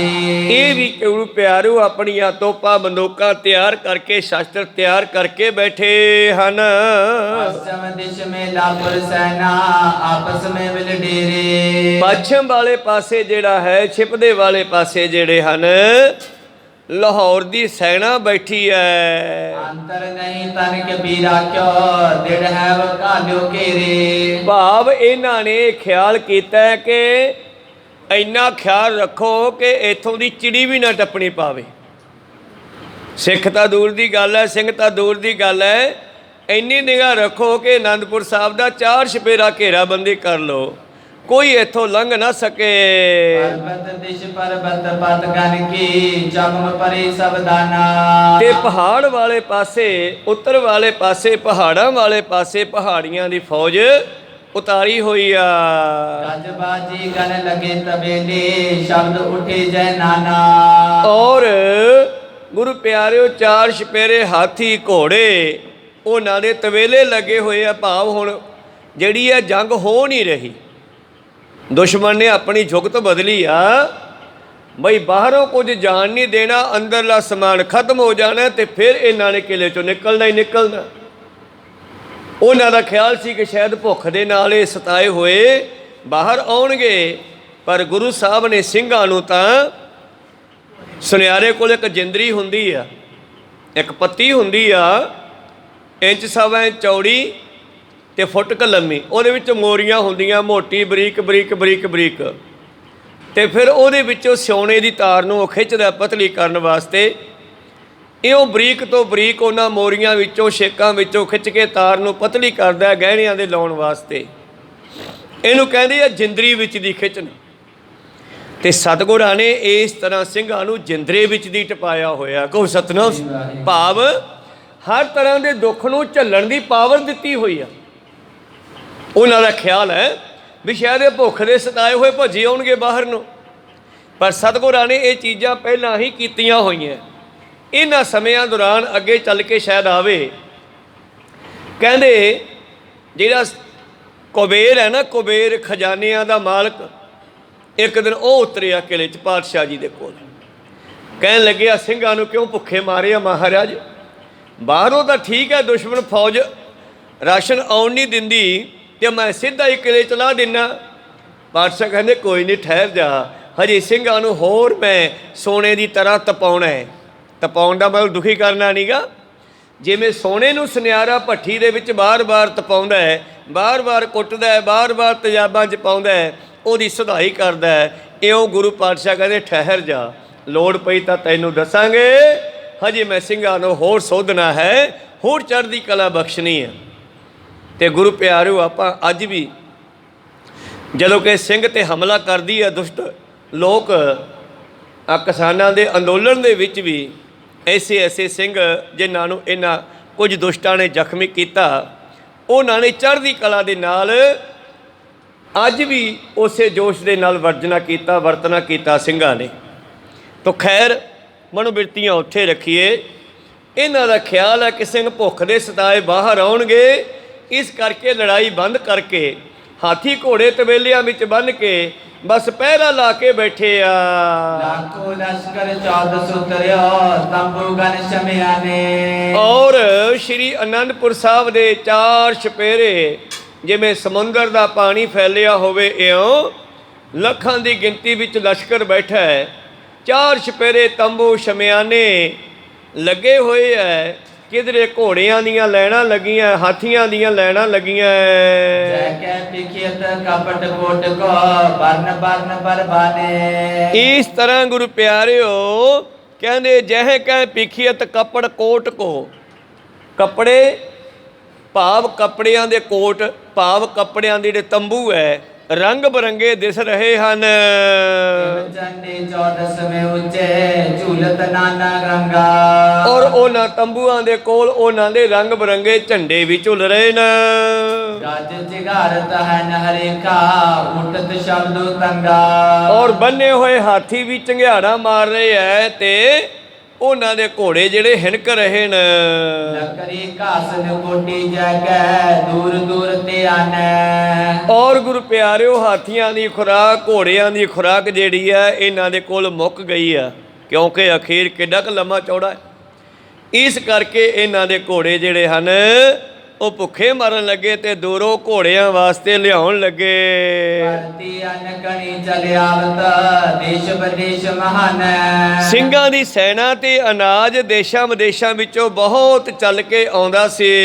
ਅੰਤਰ ਨਹੀਂ ਪਰਵੇਸ਼ਨ ਦੇਵੈ 14 ਰਖਤ ਕਰਾਈ। ਪਰ ਇਹਨਾਂ ਦੁਸ਼ਟਾਂ ਨੇ ਪਹਿਰਾ ਲਾ ਕਰਕੇ ਬਾਹਰੋਂ ਆਉਣ ਵਾਲੀਆਂ ਸੰਗਤਾਂ ਨੂੰ ਬਾਹਰੋਂ ਹੀ ਮੋੜਨਾ ਸ਼ੁਰੂ ਕਰ ਦਿੱਤਾ ਤਾਂ ਕਿ ਅੰਦਰ ਕੋਈ ਰਾਸ਼ਨ ਪਾਣੀ ਨਾ ਲੈ ਕੇ ਜਾਵੇ। ਆਨੰਦਪੁਰ ਇਸ ਬਿਲ ਘੇਰਿਓ ਮਿਲ ਮੂਰਖ ਸਮਦਾਈ। ਇਹ ਨਕਸ਼ਾ ਭਾਈ ਸੰਤੋਖ ਸਿੰਘ ਕਵੀ ਜੀ ਨੇ ਖਿੱਚਿਆ ਆਨੰਦਪੁਰ ਸਾਹਿਬ ਦੇ ਘੇਰਾ ਪਾਉਣ ਦਾ, ਜੋ ਤੁਰਕਾਂ ਨੇ ਤੇ ਪਹਾੜੀ ਹਿੰਦੂਆਂ ਨੇ ਰਲ ਕੇ ਘੇਰਾ ਪਾਇਆ ਹੋਇਆ ਹੈ। ਰਹੇ ਮੋਰਚੇ ਨਿਜ ਨਿਜ ਨਿਸਮੈ ਸਿੰਘ ਕੇ ਤੁਰਕ ਪਹਾੜੀ। ਔਰ ਸਿੰਘ ਦਿਨ ਰਾਤ ਆਪਣੇ ਮੋਰਚਿਆਂ ਵੀ ਸਾਵਧਾਨ ਹੈ ਤੇ ਪਹਾੜੀਏ ਘੇਰੇ ਵਿੱਚ ਜਾਗਰਤ ਰੱਖੇ ਸੁਚੇਤੀ ਸਾਬਿਦ ਠਾਂਡੇ ਬਾਰੋ ਬਾਰੀ। ਔਰ ਜੇ ਕਿਸੇ ਨੂੰ ਨੀਂਦ ਆਉਂਦੀ ਆ ਦੂਜੇ ਨੂੰ ਜਗਾ ਦਿੰਦਾ, ਲੈ ਵੀ ਤੂੰ ਪਹਿਰਾ ਦੇ ਮੈਂ 2 ਮਿੰਟ ਅੱਖ ਲਾ ਲਾਂ। ਇਸ ਤਰ੍ਹਾਂ ਸੁਚੇਤ ਰਹਿੰਦੇ ਨੇ, ਖੜੇ ਰਹਿੰਦੇ ਐ। ਦਿਨ ਮੇ ਜੀ ਪ੍ਰਧਾਨ ਹਰ ਰਾਜੇ ਸਭ ਸੂਬਨ ਡਿਗ ਜਾਵੇ। ਤੋ ਦਿਨ ਜਦ ਚੜ੍ਹਦਾ ਹੈ ਤੇ ਸਾਰੇ ਪਹਾੜੀਏ ਰਾਜੇ, ਜਰਨੈਲ, ਵਜ਼ੀਰ ਇਹ ਸਾਰੇ ਇਕੱਠੇ ਹੁੰਦੇ ਨੇ। ਕਹੀ ਵਾਰਤਾ ਅਨਕ ਬਿਦਨ ਕੀ ਜਤਨ ਸਮੂਹ ਬਣਾਵੇ। ਔਰ ਬਿਉਂਤਾ ਬਣਾਉਂਦੀ ਆ ਵੀ ਯਾਰ ਇੱਥੇ ਬੈਠਿਆਂ ਨੂੰ ਆਪਾਂ ਨੂੰ ਦਿਨ ਰਾਤ ਬਤੀਤ ਹੁੰਦੇ ਜਾ ਰਹੇ ਐ, ਇਹ ਤਾਂ ਅੰਦਰੋਂ ਨਿਕਲਦੇ ਹੀ ਨਹੀਂ ਗਏ। ਬਾਹਰ ਬੈਠ ਕੇ ਨਵੀਆਂ ਨਵੀਆਂ ਬਿਉਂਤਾ ਬਣਾਉਂਦੇ ਐ। ਜੀਰਦਾਸ ਤੇ ਅਰ ਖਾਨ ਵਜੀਦਾ ਭੀਮ ਚੰਦ ਕਹਿਲੂਰੀ। ਹੁਣ ਜ਼ਬਰਦਸਤ ਖਾਂ, ਵਜੀਦ ਖਾਨ ਤੇ ਭੀਮ ਚੰਦ ਕਹਿਲੂਰੀਆ। ਅਪਰ ਗਿਰਸਰ ਬਨੇ ਸਲਾਮੀ ਭੂਪ ਚੰਦ ਹਡੂਰੀ। ਭੂਪ ਚੰਦ ਹੰਡੂਰੀਆ ਉਹਨਾਂ ਸਾਰਿਆਂ ਨੂੰ ਪਹਾੜੀਏ ਸਲਾਮਾ ਕਰਦੇ ਐ। ਔਰ ਪ੍ਰਕਾਰ ਕੀ ਮਸਲਤ ਗਿਨਤੇ ਬਿਨਤੀ ਬਨੇ ਬਡੇਰੀ। ਔਰ ਇਕੱਠੇ ਹੋ ਕੇ ਸਲਾਹਾਂ ਕਰਦੇ ਆ ਕਿਵੇਂ ਕਰੀਏ। ਗੁਰੂ ਕੇ ਸਿੰਘ ਤਾਂ ਨਹੀਂ ਡੋਲੇ, ਉਹ ਤਾਂ ਅੰਦਰ ਬੈਠੇ ਆਰਾਮ ਨਾਲ, ਪਰ ਇਹ ਬਾਹਰ ਬੈਠੇ ਬੈਠੇ ਥੱਕ ਗਏ। ਘੇਰਾ ਪਾ ਕੇ ਉਹਨੂੰ ਕਾਰਨ ਕੀ, ਜੰਗ ਵੀ ਰੋਕੀ ਬੈਠੇ ਆ, ਲੜਦੇ ਵੀ ਨਹੀਂ ਡਰਦੇ ਹੋਏ, ਕਿਉਂਕਿ ਅਸੀਂ ਅੱਗੇ ਵਧਦੇ ਹਾਂ ਤਾਂ ਸਾਡੇ ਹਜ਼ਾਰਾਂ ਫੌਜਾਂ ਤੇ ਹਜ਼ਾਰਾਂ ਘੋੜੇ ਪਹਿਲਾਂ ਮਾਰੇ ਗਏ। ਇਸ ਕਰਕੇ ਜਦੋਂ ਇਹ ਥੱਕ ਹਾਰ ਕੇ ਅੰਦਰੋਂ ਨਿਕਲਣਗੇ ਫਿਰ ਲੜਾਂਗੇ, ਪਰ ਇਹ ਪਹਿਲਾਂ ਥੱਕ ਗਏ ਬਾਹਰ ਬੈਠੇ। ਕਰੇ ਕੁਸ਼ਾਮਦ ਤੁਰਕਨ ਕੀਰੀ ਕੋਪਨਾ ਹੋਏ ਕਿਸ ਬੇਰੀ। ਇਹ ਪਹਾੜੀਏ ਜਿਹੜੇ ਹਨ ਭੀਮ ਚੰਦ ਵਰਗੇ, ਹੰਡੂਰੀਏ ਵਰਗੇ, ਇਹ ਵਜੀਦੇ ਦੀ ਤੇ ਜ਼ਬਰਦਸਤ ਖਾਨ ਦੀ, ਤੁਰਕਾਂ ਦੀ ਖੁਸ਼ਾਮਦੀ ਕਰਦੇ ਹਨ, ਭਾਵ ਉਹਨਾਂ ਨੂੰ ਖੁਸ਼ ਰੱਖਦੇ ਆ ਵੀ ਕਿਤੇ ਸਾਡੇ ਨਾਲ ਇਹ ਐਂਟੀ ਨਾ ਹੋ ਜਾਣ, ਕਿਤੇ ਗੁੱਸੇ ਨਾ ਹੋ ਜਾਣ। ਸਤਿਗੁਰ ਡਿਗ ਦੌਨ ਸਮੇਂ ਮੈਂ ਭਲੇ ਸਿੰਘ ਚਲੇ ਆਵੈ। ਇਧਰ ਸਤਿਗੁਰਾਂ ਦੇ ਕੋਲ ਜਿਹੜੇ ਹਨ ਸਿੰਘਾਂ ਦਾ ਦੀਵਾਨ ਸਜਿਆ ਰਹਿੰਦਾ। ਦਰਸ਼ਨ ਪਰਸੇ ਹਰ ਕੇ ਉਰ ਮੈਂ ਬੰਦੇ ਸੀਸ ਨਿਭਾਵੈ। ਸਤਿਗੁਰਾਂ ਦੇ ਦਰਸ਼ਨ ਕਰਦੇ ਆ, ਨਮਸਕਾਰ ਕਰਦੇ ਹਨ। ਸਭਾ ਲਗੇ ਕੈ ਅਨਕ ਵਾਰਤਾ ਸੁਣ ਸੁਣ ਕਰ ਗੁਰ ਬੈਨਾ। ਔਰ ਗੁਰੂ ਸਾਹਿਬ ਸ੍ਰੀ ਅਨੰਦਪੁਰ ਸਾਹਿਬ ਦੇ ਕਿਲੇ ਆਨੰਦਗੜ੍ਹ ਦੇ ਵਿੱਚ ਆਪਣਾ ਦੀਵਾਨ ਸਜਾ ਕੇ ਬੈਠਦੇ ਆ। ਉੱਥੇ ਤਰ੍ਹਾਂ ਤਰ੍ਹਾਂ ਦੀਆਂ ਵਿਚਾਰਾਂ ਚੱਲਦੀਆਂ, ਸੰਗਤ ਸੁਣਦੀ ਹੈ, ਸਿੰਘ ਸੁਣਦੇ ਹੈ। ਔਰ ਮੋਰਚੇ ਤੇਰੇ ਆਪਣੇ ਕਰੇ ਗੁਜ਼ਾਰਨ ਰਹਿਣਾ। ਕਿਉਂਕਿ ਮੋਰਚਿਆਂ ਦੇ ਵਿੱਚ ਫੌਜੀ ਬਦਲਦੇ ਰਹਿੰਦੇ ਆ, 5-7 ਘੰਟੇ ਉਹਨੇ ਲਾਏ, 5-4 ਉਹਨੇ ਲਾਏ, ਕਿਸੇ ਨੇ ਲਾਏ, ਉਹ ਆ ਗਏ ਸਤਿਗੁਰਾਂ ਦੇ ਕੋਲ ਦਰਸ਼ਨ ਕਰਨ, ਦੀਵਾਨ 'ਚ ਬੈਠੇ, ਕੁਝ ਗੱਲਾਂ ਬਾਤਾਂ ਸੁਣੀਆਂ, ਦੂਜਿਆਂ ਨੇ ਜਾ ਕੇ ਪਹਿਰਾ ਦਿੱਤਾ। ਅੰਤਰ ਅੰਨ ਲਵਨ ਕ੍ਰਿਤ ਆਦਿਕ ਸੋ ਬਰਤਨ ਮੈਂ ਆਵੇ। ਹੁਣ ਜਿਹੜਾ ਅੰਦਰ ਅਨਾਜ ਲੂਣ ਘਿਓ ਆਦਿ ਜਿਹੜਾ ਰਾਸ਼ਨ ਲੜਾਈ ਤੋਂ ਪਹਿਲਾਂ ਇਕੱਠਾ ਕਰ ਲਿਆ ਸੀ ਇੱਕ ਦਿਨ ਪਹਿਲਾਂ, ਬੰਦ ਵੇਰ ਤੇ ਪਿਓ ਸਰਬ ਕਚ ਨੈ ਪਰਵੇਸ਼ੁ ਪਾਵੇ। ਹੁਣ ਅੰਦਰ ਜਿਹੜਾ ਸੀਗਾ ਉਹੀ ਖਾ ਰਹੇ ਹੈ, ਬਾਹਰੋਂ ਨਵਾਂ ਆਉਣਾ ਬੰਦ ਕਰ ਦਿੱਤਾ ਹੈ। ਇੱਕ ਦਿਨ ਕਲਗੀਧਰ ਅਨੰਦਪੁਰ ਬੈਠੀ ਸਭਾ ਲਗਾਈ। ਇੱਕ ਦਿਨ ਸਤਿਗੁਰੂ ਪਾਤਸ਼ਾਹ ਜੀ ਦੀਵਾਨ ਵਿੱਚ ਬੈਠੇ ਨੇ। ਹੁਣ ਇੱਕ ਦਿਨ ਦੀ ਗੱਲ ਨਹੀਂ, ਹੁਣ ਦਿਨ ਬਤੀਤ ਹੋਣ ਲੱਗੇ, ਰਾਤ ਪੈ ਜਾਂਦੀ ਹੈ, ਦਿਨ ਚੜ੍ਹ ਜਾਂਦਾ ਹੈ, ਰਾਤ ਪੈ ਜਾਂਦੀ ਹੈ, ਦਿਨ ਚੜ੍ਹ ਜਾਂਦਾ ਹੈ। ਤਾਂ ਇਹ ਲੰਬਾ ਸਮਾਂ ਕਈ ਮਹੀਨਿਆਂ ਦਾ ਘੇਰਾ ਰਿਹਾ। ਕਹੋ ਸਤਨਾਮ ਸਿੰਘ। ਤੇ ਇੱਕ ਦਿਨ ਸਿੰਘਾਂ ਨੇ ਗੁਰੂ ਪਾਤਸ਼ਾਹ ਨੂੰ ਬੇਨਤੀ ਕੀਤੀ ਹੈ, ਚਰਾਚਰ ਢੋਰਤ ਸਿਰ ਪਰ ਪਿਕੇ ਚੁਮ ਸਮਦਾਈ। ਸਤਿਗੁਰਾਂ ਦੇ ਸੀਸ ਤੇ ਚੌਰ ਝੁੱਲ ਰਿਹਾ ਹੈ ਔਰ ਆਪਣੀ ਸੈਨਾ ਨੂੰ ਦੇਖ ਰਹੇ ਹਨ। ਦੂਰ ਲਗ ਕਰੇ ਬਿਲੋਕਨਾ ਇਤੁਤ ਦ੍ਰਿਸ਼ਟ ਚਲਾਵੇ। ਔਰ ਕਿਲੇ ਦੇ ਉੱਪਰੋਂ ਸਤਿਗੁਰੂ ਚਾਰ ਛਪੇਰੇ ਨਿਗਾਹ ਮਾਰ ਕੇ ਦੇਖਦੇ ਹਨ ਬੈਠੇ ਦੁਸ਼ਮਣ ਨੂੰ। ਤੰਬੂ ਸ਼ਮਿਆਨੇ ਗਣ ਝੰਡੇ ਜਿੱਤਾ ਕਿਤ ਦ੍ਰਿਸ਼ਟੀ ਆਵੇ। ਚਾਰ ਛਪੇਰੇ ਦੂਰ ਦੂਰ ਤੱਕ ਛੋਟੇ ਵੱਡੇ ਤੰਬੂ ਸ਼ਮਿਆਨੇ ਲੱਗੇ ਹੋਏ ਨੇ। ਚਾਲ ਮਨੀ ਕੋ ਬੇਚੋ ਕੋ ਇੱਕ ਜੇ ਸਕੰਦ ਸੁਮਦਾਇਆ। ਔਰ ਗੁਰੂ ਪਿਆਰੋ ਇਹਨਾਂ ਇਲਾਕਿਆਂ ਵਿੱਚ ਚੀਲ ਦੇ ਦਰਖਤ ਬੜੇ ਲੰਬੇ ਹਨ। ਸ਼ਾਲ ਮਲੀ ਦਾ ਜਿਹੜਾ ਦਰਖਤ ਹੈ, ਸਿੰਬਲ ਦਾ ਦਰਖਤ ਹੈ, ਸਿੰਬਲ ਦਾ ਬਹੁਤ ਮੋਟਾ ਵੱਡੇ ਟਾਹਣਿਆਂ ਵਾਲਾ। ਵਿਸਤਾਰ ਸਹਿਤ ਸੋ ਸਗਨ ਪੱਤਰ ਕੀ ਛਾਇਆ। ਉਸ ਦਰਖਤ ਨੇ ਕਾਫੀ ਥਾਂ ਘੇਰਿਆ ਹੋਇਆ, ਮੋਟਾ ਸੀਗਾ, ਸੰਘਣੀ ਛਾਂ ਸੀ। ਤਿਸਕੇ ਤਰੇ ਥਿਰੇ ਦੇਵ ਸੂਬੇ ਚੌਪਰ ਖੇਲ ਮਚਾਏ। ਔਰ ਦੋਨੇ ਸੂਬੇਦਾਰ ਨਾ ਸਾਰ ਪਾਸੇ ਦਾ ਕੱਪੜਾ ਵਿਛਾ ਕੇ ਸਾਰ ਪਾਸਾ ਖੇਡ ਰਹੇ ਆ, ਉਹ ਦਰਖਤ ਥੱਲੇ ਬੈਠੇ। ਚੰਦ ਨਿਰਭ ਭੂਮ ਚੰਦ ਤੇ ਆਦਿਕ ਨਿਕਟ ਗਿਰ ਰਾਏ। ਪਹਾੜੀਏ ਰਾਜੇ ਵੀ ਕੋਲ ਬੈਠੇ ਹਨ। ਭੀਮ ਚੰਦ ਨਿਰਭ ਭੂਮ ਚੰਦ ਤੇ ਆਦਿਕ ਨਿਕਟ ਗਿਰ ਰਾਏ। ਔਰ ਭੀਮ ਚੰਦ, ਹੰਡੂਰੀਆ, ਭੂਪ ਚੰਦ ਆਦਿ ਘੁਮੰਡ ਚੰਦ ਦੇ ਰਾਜੇ ਜਿਹੜੇ 22 ਧਾਰ ਦੇ ਰਾਜੇ ਹਨ, ਉਹ ਇਹਨਾਂ ਦੇ ਕੋਲ ਇਹਨਾਂ ਦੀ ਖੇਡ ਵੇਖਦੇ ਰਹੇ ਨੇ। ਬੜੀ ਸਭਾ ਜੁਤ ਬੈਠੇ ਤੇ ਢਾ ਤੁਰਕ ਮਿਲੇ ਪ੍ਰਧਾਨਾ। ਤੋ ਤੁਰਕਾਂ ਦੇ ਵੱਡੇ ਪ੍ਰਧਾਨ ਹੁੰਦਾ, ਵੱਡਾ ਭਾਵ ਤੁਰਕਾਂ ਦੀ ਫੌਜ ਦੇ ਜਰਨੈਲ, ਵਜ਼ੀਰ, ਪਹਾੜੀਏ ਰਾਜੇ, ਸੂਬੇਦਾਰ ਵਜੀਦਾ ਤੇ ਜ਼ਬਰਦਸਤ ਖਾਂ, ਇਹ ਸਾਰੇ ਬੈਠੇ ਨਾ ਸਾਰ ਪਾਸਾ ਖੇਡ ਰਹੇ ਹੈ ਇੱਕ ਮੋਟੇ ਵੱਡੇ ਦਰਖਤ ਦੇ ਹੇਠਾਂ। ਰਿਤੇ ਆਨੰਦਤ ਕਰੇ ਖੁਸ਼ਾਮਤ ਕਹਿ ਕਹਿ ਬਾਤਨ ਨਾਨਾ। ਨਾਲੇ ਗੱਲਾਂ ਮਾਰ ਰਹੇ ਐ, ਨਾਲੇ ਉਹਨਾਂ ਦੇ ਗੁਰੂ ਪਿਆਰਿਓ ਚਾਹ ਪਲੂਸੀ ਕਰ ਰਹੇ ਆ ਭੀਮ ਚੰਦ ਵਰਗੇ। ਕਨਕ ਕਠੋਰ ਗੁਰੂ ਕੀ ਆਗੇ ਹੱਥ ਬਿਕੀ ਗੈ ਲੀਨਾ। ਔਰ ਸਤਿਗੁਰੂ ਦੀ ਨਿਗਾਹ ਪਈ ਆ ਇਹਨਾਂ ਤੇ। ਉਹ ਸਾਹਮਣੇ ਬੈਠੇ ਆ ਦਰਖਤ ਦੇ ਹੇਠਾਂ। ਸਿੰਬਲ ਦਾ ਬਹੁਤ ਉੱਚਾ ਲੰਮਾ ਮੋਟਾ ਦਰਖਤ ਹੈ ਔਰ ਸਤਿਗੁਰਾਂ ਦਾ ਨਿਗਾਹ ਪਈ ਤੇ ਸਤਿਗੁਰਾਂ ਨੇ ਸਾਹਮਣੇ ਪਿਆ ਕਮਾਨ ਚੱਕ ਲਿਆ। ਕੰਚਨ ਡਪਟਿਓ ਸੁੰਦਰ ਖਬਰਾ ਤੀਛਨ ਭੀਚਨ ਕੀਨਾ। ਔਰ ਕਮਾਨਾਂ ਦੇ ਨਾਲ ਹੀ ਇੱਕ ਤੀਰ ਚੱਕ ਲਿਆ, ਖਪਰਾ ਤੀਰ, ਜਿਹੜਾ ਗੁਰੂ ਪਿਆਰਿਓ ਪਾਨ ਦੇ ਪੱਤੇ ਵਾਂਗੂ ਚੌੜਾ ਹੁੰਦਾ, ਅੱਗੋਂ ਤਿੱਖਾ, ਪਾਨ ਦੇ ਪੱਤੇ ਵਾਂਗੂ ਚੌੜਾ, ਜਿਹਦੇ ਪਿੱਛੇ ਸੋਨਾ ਵੀ ਲੱਗਿਆ ਤੋਲਾ। ਕਰਕਸ਼ ਤੇ ਤਵ ਕਰਿਓ ਨਿਕਾਸਨਾ ਸੰਦ ਪੰਚ ਮੈਂ ਸੋਈ। ਕੱਢ ਕੇ ਭੱਥੇ ਚੋਂ ਉਹ ਤੀਰ ਤੇ ਆਪਣੇ 9 ਟੰਕ ਦੇ ਕਮਾਨ ਦੇ ਉੱਪਰ ਚੜਾ ਲਿਆ। ਕਰਕੇ ਤਾਨ ਕਾਰਨ ਲਗਤਾਨਾ ਸ਼ਬਦ ਬੜੋ ਤਬ ਹੋਈ। ਤੇ ਜਦੋਂ ਮੇਰੇ ਪ੍ਰੀਤਮ ਨੇ ਪੂਰੇ ਜ਼ੋਰ ਦੇ ਨਾਲ ਉਸ ਤੀਰ ਨੂੰ ਰੱਖ ਕੇ ਤੰਦੀ ਤੇ ਤੰਦੀ ਖਿੱਚਣੀ ਕੀਤੀ ਤੇ ਐਡੀ ਮੋਟੀ ਫੱਟੀ, ਜਿਸ ਦਾ ਹਿਸਾਬ ਕਿਤਾਬ ਤੀਰ ਕਮਾਨਾਂ ਵਾਲਿਆਂ ਨੇ ਲਾਇਆ ਕਿ 9 ਟੰਕ ਦਾ ਸੀਗਾ। ਹੁਣ ਟੰਕ ਦਾ ਕੀ ਹਿਸਾਬ ਕਿਤਾਬ ਹੈ? ਜੇ ਇੱਕ ਟੰਕ ਦਾ ਕਮਾਨ ਹੈ, ਉਹਨੂੰ ਖਿੱਚਣ ਵਾਸਤੇ ਇੰਨਾ ਕੁ ਜ਼ੋਰ ਲੱਗਦਾ ਹੈ ਜਿੰਨਾ ਕੁ ਜ਼ੋਰ 25 ਕਿਲੋ ਵਜਨ ਚੱਕਣ ਤੇ ਲੱਗਦਾ। ਕਹੋ ਸਤਨਾਮ। ਜੇ 2 ਟੰਕ ਦਾ ਕਮਾਨ ਹੈ, ਟੰਕ ਦੇ ਨਾਲ ਨਾਲ ਜਿਹੜਾ ਕਮਾਨ ਆ ਉਹ ਪਤਲੇ ਤੋਂ ਮੋਟਾ ਹੁੰਦਾ ਜਾਊਗਾ, ਫੱਟੀ ਉਹਦੀ। ਜੇ 2 ਟੰਕ ਦਾ ਕਮਾਨ ਹੈ ਤੇ 50 ਕਿਲੋ ਵਜਨ ਚੱਕਣ ਜਿੰਨਾ ਜ਼ੋਰ ਲੱਗੂਗਾ।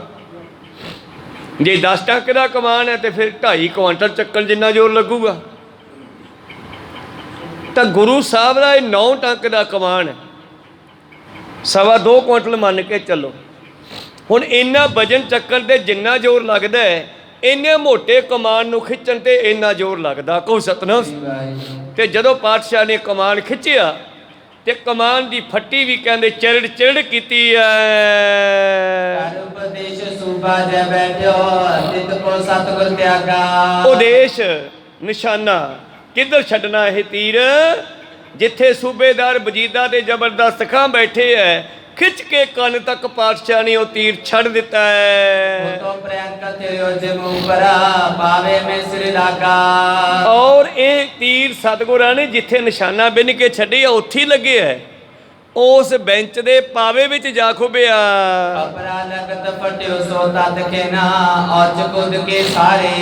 ਔਰ ਖਪਰਾ ਹੁਣ ਚੌੜਾ ਤੀਰ ਸੀਗਾ, ਜਦੋਂ ਪਾਵੇ ਚ ਵੱਜਿਆ ਪਾਵਾ ਪਾਟ ਗਿਆ, ਜਿਵੇਂ ਘਵਾੜਾ ਮਾਰ ਕੇ ਪਾੜਦੇ ਆ। ਹਿਸਾਬ ਲਾ ਲਓ ਗੁਰੂ ਸਾਹਿਬ ਦੇ ਵਿੱਚ ਕਿੰਨੀ ਤਾਕਤ ਦੇ ਨਾਲ ਉਹ ਛੱਡਿਆ ਹੋਵੇਗਾ। ਕਹਿੰਦੇ ਪਾਵਾ ਪਾਟ ਗਿਆ ਤੇ ਬੈਂਚ ਡਿੱਗਣ ਲੱਗ ਪਿਆ ਤੇ ਛਾਲ ਮਾਰ ਕੇ ਸਾਰੇ ਖੜੇ ਹੋ ਗਏ।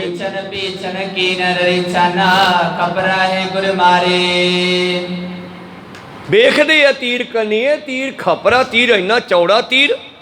ਨਿਸ਼ਾਨੀ ਸੀ ਪਾਤਸ਼ਾਹ ਜੀ ਦੇ ਤੀਰ ਦੇ ਪਿੱਛੇ ਤੋਲਾ ਸੋਨਾ ਲੱਗਿਆ ਹੁੰਦਾ ਸੀ। ਕਿਸੇ ਨੇ ਪੁੱਛਿਆ ਮਾਰੇ ਸੋਨਾ ਕਾਹਦੇ ਵਾਸਤੇ ਲਾਇਆ ਜੇ ਦੁਸ਼ਮਣ ਮਾਰਨੇ ਹੀ ਆ?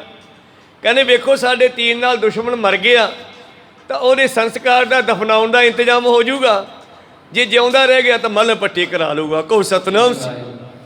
ਖੈਰ ਗੁਰੂ ਦੇ ਚੋਜ ਸੀਗੇ। ਕਹਿੰਦੇ ਉਹਨਾਂ ਨੇ ਇਹ ਤੀਰ ਵੇਖਿਆ, ਪਿੱਛੇ ਸੋਨਾ ਲੱਗਿਆ, ਦੇਖਿਆ, ਕਹਿੰਦੇ ਇਹ ਤਾਂ ਗੁਰੂ ਨੇ ਮਾਰਿਆ।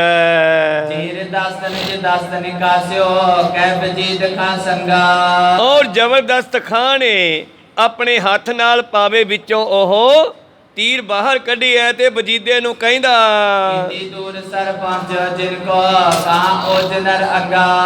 ਯਾਰ 2.5 ਕੋਹ ਤੇ ਬੈਠੇ ਆ, 2-2.5 ਕੋਹ ਤੇ ਬੈਠੇ ਆ, ਨੇੜੇ ਨਹੀਂ ਬੈਠੇ, ਕਿਤੇ ਸਿੰਘ ਨਾ ਆ ਕੇ ਮਾਰ ਦੇਣ, ਡਰਦੇ ਦੂਰ ਬੈਠੇ ਆ। ਔਰ ਵਜੀਦੇ ਨੂੰ ਜ਼ਬਰਦਸਤ ਕਹਿੰਦਾ, ਜੀਰਾ ਤੀਰ ਇੰਨੀ ਦੂਰੋਂ ਚੱਲ ਕੇ ਸਾਡੇ ਪਾਵੇ ਨੂੰ ਪਾੜ ਗਿਆ, ਉਹ 'ਚ ਤਾਕਤ ਕਿੰਨੀ ਹੋਊ, ਉਹਦਾ ਬਾਹੂਬਲ ਕਿੰਨਾ ਹੋਵੇਗਾ।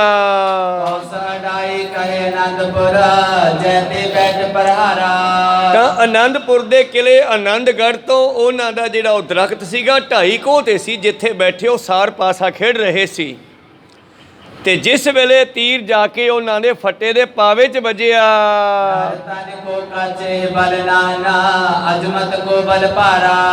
ਔਰ ਦੂਜਾ ਕਹਿੰਦਾ ਯਾਰੇ ਬੰਦੇ ਵਾਲੀ ਤਾਕਤ ਹੈ ਨਹੀਂ, ਇਹਨਾਂ ਕਰਾਮਾਤੀ ਹੈ ਗੁਰੂ, ਇਹ ਅਜ਼ਮਤ ਰੱਖਦਾ ਹੈ, ਸ਼ਕਤੀਆਂ ਰੱਖਦਾ ਹੈ, ਇਹ ਉਹਦੀ ਸ਼ਕਤੀ ਦੀ ਕਰਾਮਾਤ ਹੈ। ਔਰ ਇਸ ਤਰ੍ਹਾਂ ਗੁਰੂ ਪਿਆਰਿਓ, ਧੰਨ ਗੁਰੂ ਗੋਬਿੰਦ ਸਿੰਘ ਜੀ ਦੀਆਂ ਦੁਸ਼ਮਣਾਂ ਨੂੰ ਸਿਫਤਾਂ ਕਰਨੀਆਂ ਪਈਆਂ। ਦੁਸ਼ਮਣ ਵੈਸੇ ਸਿਫਤ ਕਰਦਾ ਨਹੀਂਗਾ, ਪਰ ਗੁਰੂ ਦੇ ਕਾਰਜ ਹੀ ਐਸੇ ਹੈ ਕਿ ਕਦੇ ਦੁਸ਼ਮਣਾਂ ਦੇ ਮੂੰਹ 'ਚੋਂ ਵੀ ਵਾਹ ਵਾਹ ਨਿਕਲ ਜਾਂਦਾ। ਕੋ ਸਤਨਾਮ।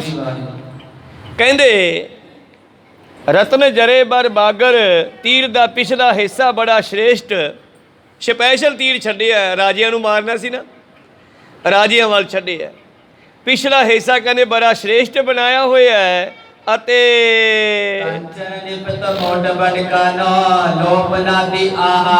ਤੀਰ ਲੋਹੇ ਦਾ ਹੈ, ਲੇਕਿਨ ਡੰਡੀ ਦੇ ਉੱਤੇ ਸੋਨਾ ਚੜਿਆ ਹੋਇਆ ਹੈ। ਤੀਰ ਦੀ ਮੁਖੀ ਹੱਥ ਦੀ ਤਲੀ ਵਾਂਗ ਚੌੜੀ ਹੈ, ਭਾਵ ਖਪਰਾ ਤੀਰ, ਪਿੱਪਲ ਦੇ ਪੱਤੇ ਵਾਂਗੂ ਕਹਿ ਦਿਓ। ਜਿਹੜੀ ਮੁਖੀ ਆ ਉਹ ਹੱਥ ਦੀ ਤਲੀ ਵਾਂਗੂ ਹੈ। ਕਹਿੰਦਾ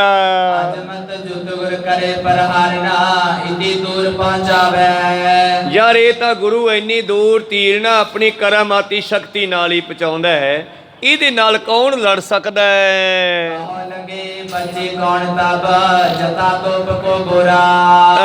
ਦੇਖ ਲਓ ਕਿੱਥੋਂ ਤੱਕ ਕਹਿੰਦੇ ਆ।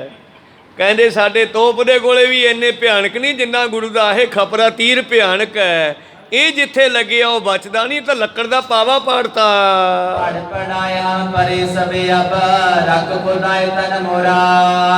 ਭੜਪੜਾਏ ਘਬਰਾ ਗਏ ਇੱਕਦਮ ਸਾਰੇ ਜਣੇ, ਭੜਪੜਾਏ ਘਬਰਾ ਕਰਕੇ ਕਹਿੰਦੇ ਬਚ ਗਏ, ਅੱਜ ਤਾਂ ਖੁਦਾ ਨੇ ਬਚਾ ਲਏ। ਜੇ ਤੀਰ ਮਾੜਾ ਜਿਹਾ ਪਾਵੇ ਤੋਂ ਉੱਚਾ ਹੋ ਜਾਂਦਾ ਤੇ ਆਪਣੇ 5-7 ਵੇਦੀ ਟੱਪ ਜਾਂਦਾ।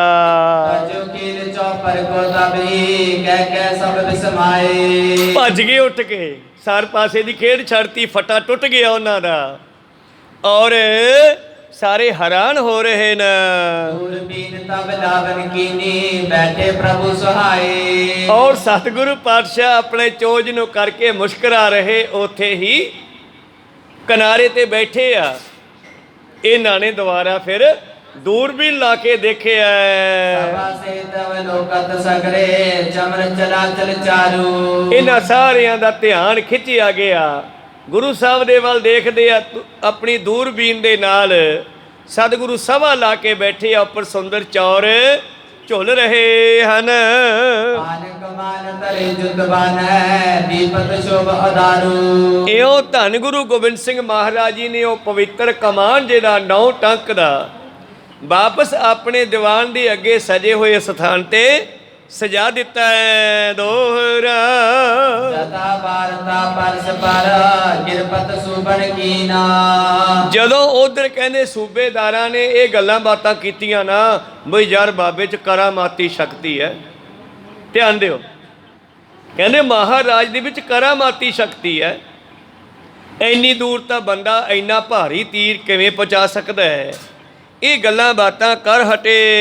ਤਥਾ ਪ੍ਰਭੂ ਜਾਣਤ ਪੈਜੋ ਨਿਸ਼ਚੈ ਚਿਤ ਜੀਨਾ। ਔਰ ਜੋ ਉਹਨਾਂ ਨੇ ਸੋਚਿਆ ਸੀਗਾ, ਤੁਸੀਂ ਤਾਂ ਫੋਨ ਕਰਕੇ ਦੱਸ ਦਿਓ ਨਾ, ਗੁਰੂ ਕੋਲੇ ਫੋਨ ਨਹੀਂ ਹੈਗਾ, ਪਰ ਅੰਤਰਜਾਮਤਾ ਹੈ ਕੋ ਸਤਨਾਮ। ਜੋ ਉਹ ਸਾਰੇ ਵਜ਼ੀਰ ਬੈਠੇ ਵਜੀਦੇ ਵਰਗੇ ਗੱਲਾਂ ਕਰਦੇ ਆ ਨਾ ਵੀ ਗੁਰੂ ਕਰਾਮਾਤੀ ਹੈ, ਗੁਰੂ ਸਾਹਿਬ ਨੇ ਸੁਣ ਲਿਆ, ਉਹਨਾਂ ਦੀ ਸਾਰੀ ਗੱਲਬਾਤ ਸੁਣ ਲਈ ਹੈ। ਦਲਤ ਪਦ ਛੰਦ ਕਾਗਦ ਕੋ ਸ਼੍ਰੀ ਸਤਿਗੁਰ ਨੇ ਕਰ ਹਰਫ ਫਾਰਸੀ ਕੇਰੇ। ਪਾਤਸ਼ਾਹ ਕਹਿੰਦੇ ਇਹਨਾਂ ਨੂੰ ਦੱਸ ਹੀ ਦੇਵਾਂ ਫਿਰ ਮੈਂ ਕੌਣ ਆ। ਇੱਕ ਕਾਗਜ਼ ਚੱਕਿਆ ਹੈ, ਕਾਗਜ਼ ਦੇ ਉੱਤੇ ਫਾਰਸੀ ਦੇ ਵਿੱਚ ਜੋ ਉਹਨਾਂ ਨੇ ਬੋਲਿਆ ਸੀਗਾ ਕਿ ਗੁਰੂ ਵਿੱਚ ਸ਼ਕਤੀ ਹੈ, ਕਰਾਮਾਤੀ। ਇਹ ਬੰਦਿਆਂ ਵਾਲੀ ਤਾਕਤ ਤਾਂ ਹੈ ਨਹੀਂ, ਇਹ ਤਾਂ ਕਰਾਮਾਤੀ ਸ਼ਕਤੀ ਹੈ। ਉਹਦੇ ਨਾਲ ਤੀਰ ਪਹੁੰਚਾਇਆ। ਪਾਤਸ਼ਾਹ ਨੇ ਉਹਦਾ ਜਵਾਬ ਲਿਖਿਆ ਚਿੱਠੀ ਤੇ।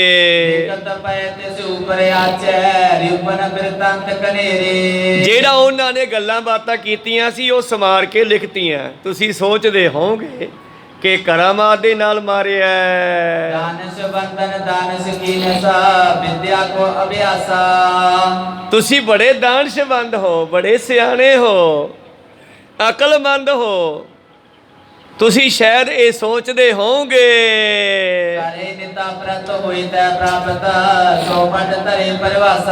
ਤੁਸੀਂ ਸੋਚਦੇ ਹੋਵੋਗੇ ਗੁਰੂ ਨੇ ਕਰਾਮਾਤ ਨਾਲ ਤੀਰ ਚਲਾਇਆ ਹੈ। ਓਏ ਭਲਿਓ, ਅਸੀਂ ਰੋਜ਼ ਅਭਿਆਸ ਕਰਦੇ ਹਾਂ ਤੀਰ ਚਲਾਉਣ ਦਾ। ਇਹ ਸਾਡਾ ਬਾਹੂਬਲ ਹੈ, ਭਾਵ ਕਰਾਮਾਤ ਨੂੰ ਪ੍ਰਗਟ ਨਹੀਂ ਹੋਣ ਦਿੱਤਾ। ਬਾਹੂਬਲ ਤਾਂ ਹੈਗਾ ਹੀ, ਇਹ 'ਚ ਕੋਈ ਸ਼ੱਕ ਨਹੀਂ। 2.5 ਕੁਆਂਟਲ ਵਜਨ ਚੱਕਣ ਜਿੰਨਾ ਜ਼ੋਰ ਉਸ 9 ਟੰਕ ਦੀ ਕਮਾਨ ਨੂੰ ਖਿੱਚ ਕੇ ਲੱਗਦਾ। ਕੋ ਸਤਨਾਮ, ਇੰਨਾ ਜ਼ੋਰ ਲੱਗਦਾ। ਪਰ ਫਿਰ ਵੀ ਪਾਤਸ਼ਾਹ ਉਹ ਚੀਜ਼ ਨੂੰ ਗੁਪਤ ਕਰਦੇ ਹੋਏ ਕਹਿੰਦੇ, ਤੁਸੀਂ ਅਕਲਮੰਦਾਂ ਨੇ ਬੜੀ ਸਿਆਣਪ ਕੀਤੀ ਹੈ ਕਿ ਇਹ ਗੁਰੂ ਨੇ ਕਰਾਮਾਤ ਵਰਤੀ ਹੈ। ਇਹ ਧਨੁਖ ਵਿਦਿਆ ਦਾ ਅਭਿਆਸ ਹੈ। ਸੋ ਅਸੀਂ ਨਿਤ ਅਭਿਆਸ ਕਰਦੇ ਹਾਂ ਤੀਰ ਚਲਾਉਣ ਦਾ। ਇਹ ਸਾਡਾ ਅਭਿਆਸ ਹੈ, ਬਾਹੂਬਲ ਹੈ। ਸੂਰਬੀਰ ਇਸ ਤੇ ਭਰੋਸਾ ਕਰਦੇ ਆ ਕਾਸ ਤੇ, ਅਭਿਆਸ ਤੇ। ਜਿਵੇਂ ਪਹਿਲਵਾਨ ਵੀ ਅਭਿਆਸ ਕਰਦੇ ਆ, ਖਿਡਾਰੀ ਅਭਿਆਸ ਕਰਦੇ ਆ, ਗੱਤਕੇ ਵਾਲੇ ਵੀ ਅਭਿਆਸ ਕਰਦੇ ਆ, ਸਭ ਨੂੰ ਅਭਿਆਸ ਕਰਨਾ ਪੈਂਦਾ।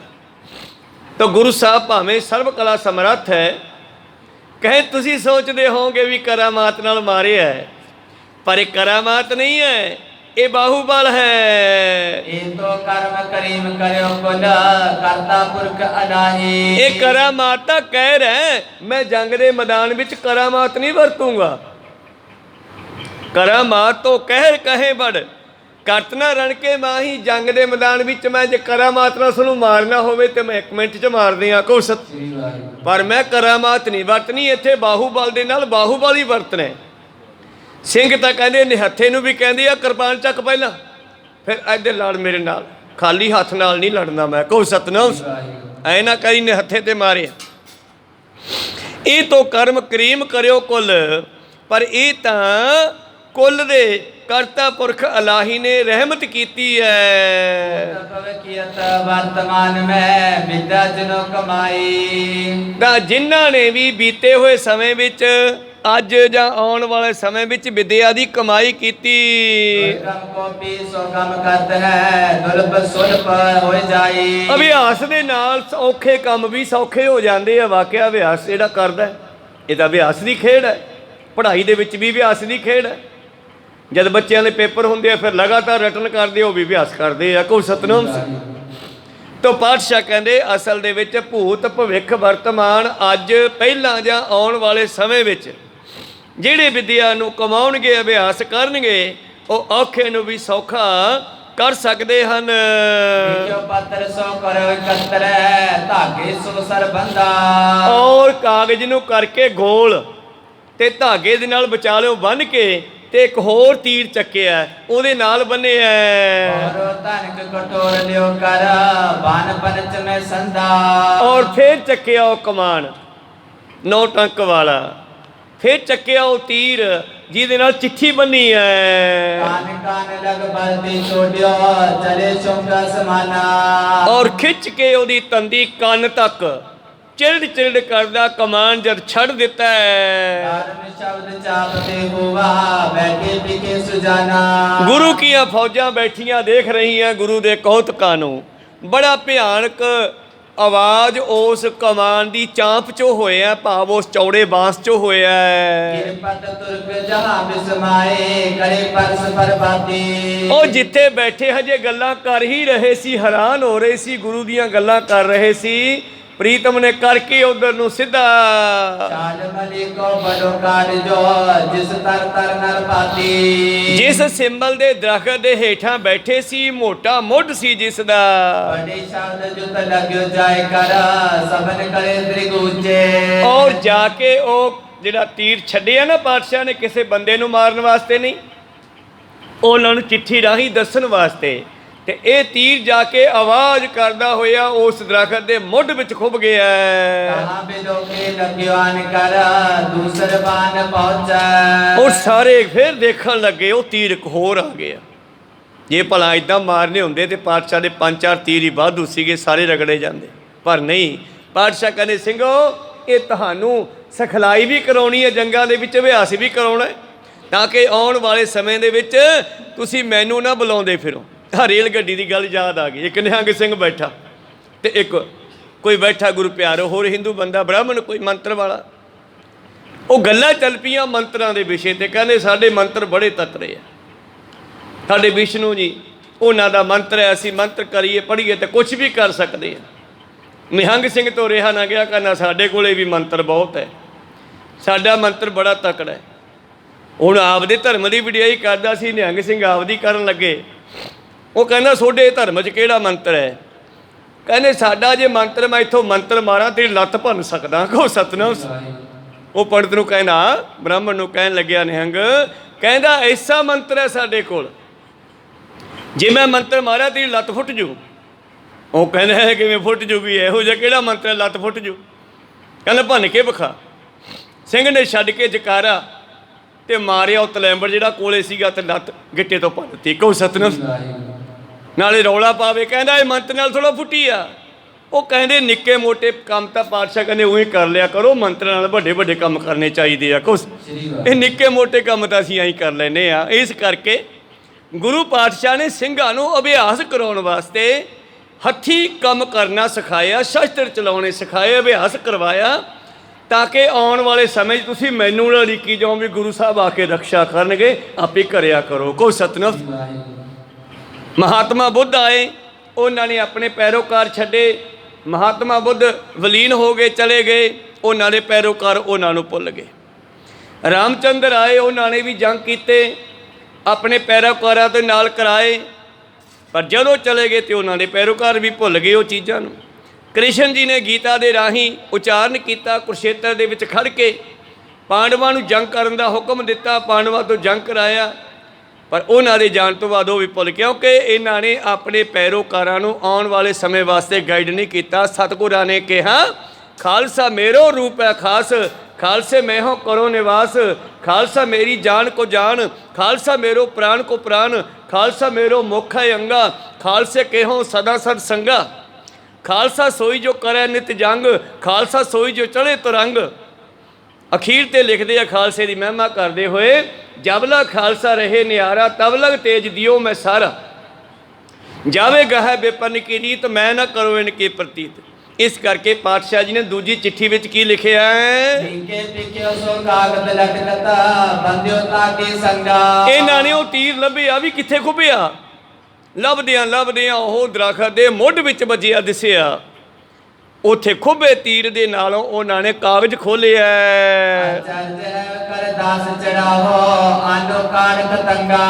ਉਹ ਖੁੱਭਿਆ ਪਿਆ ਦਰਖਤ ਦੇ ਵਿੱਚ, ਜਾ ਓਏ ਲਾ ਕੇ ਲਿਆ।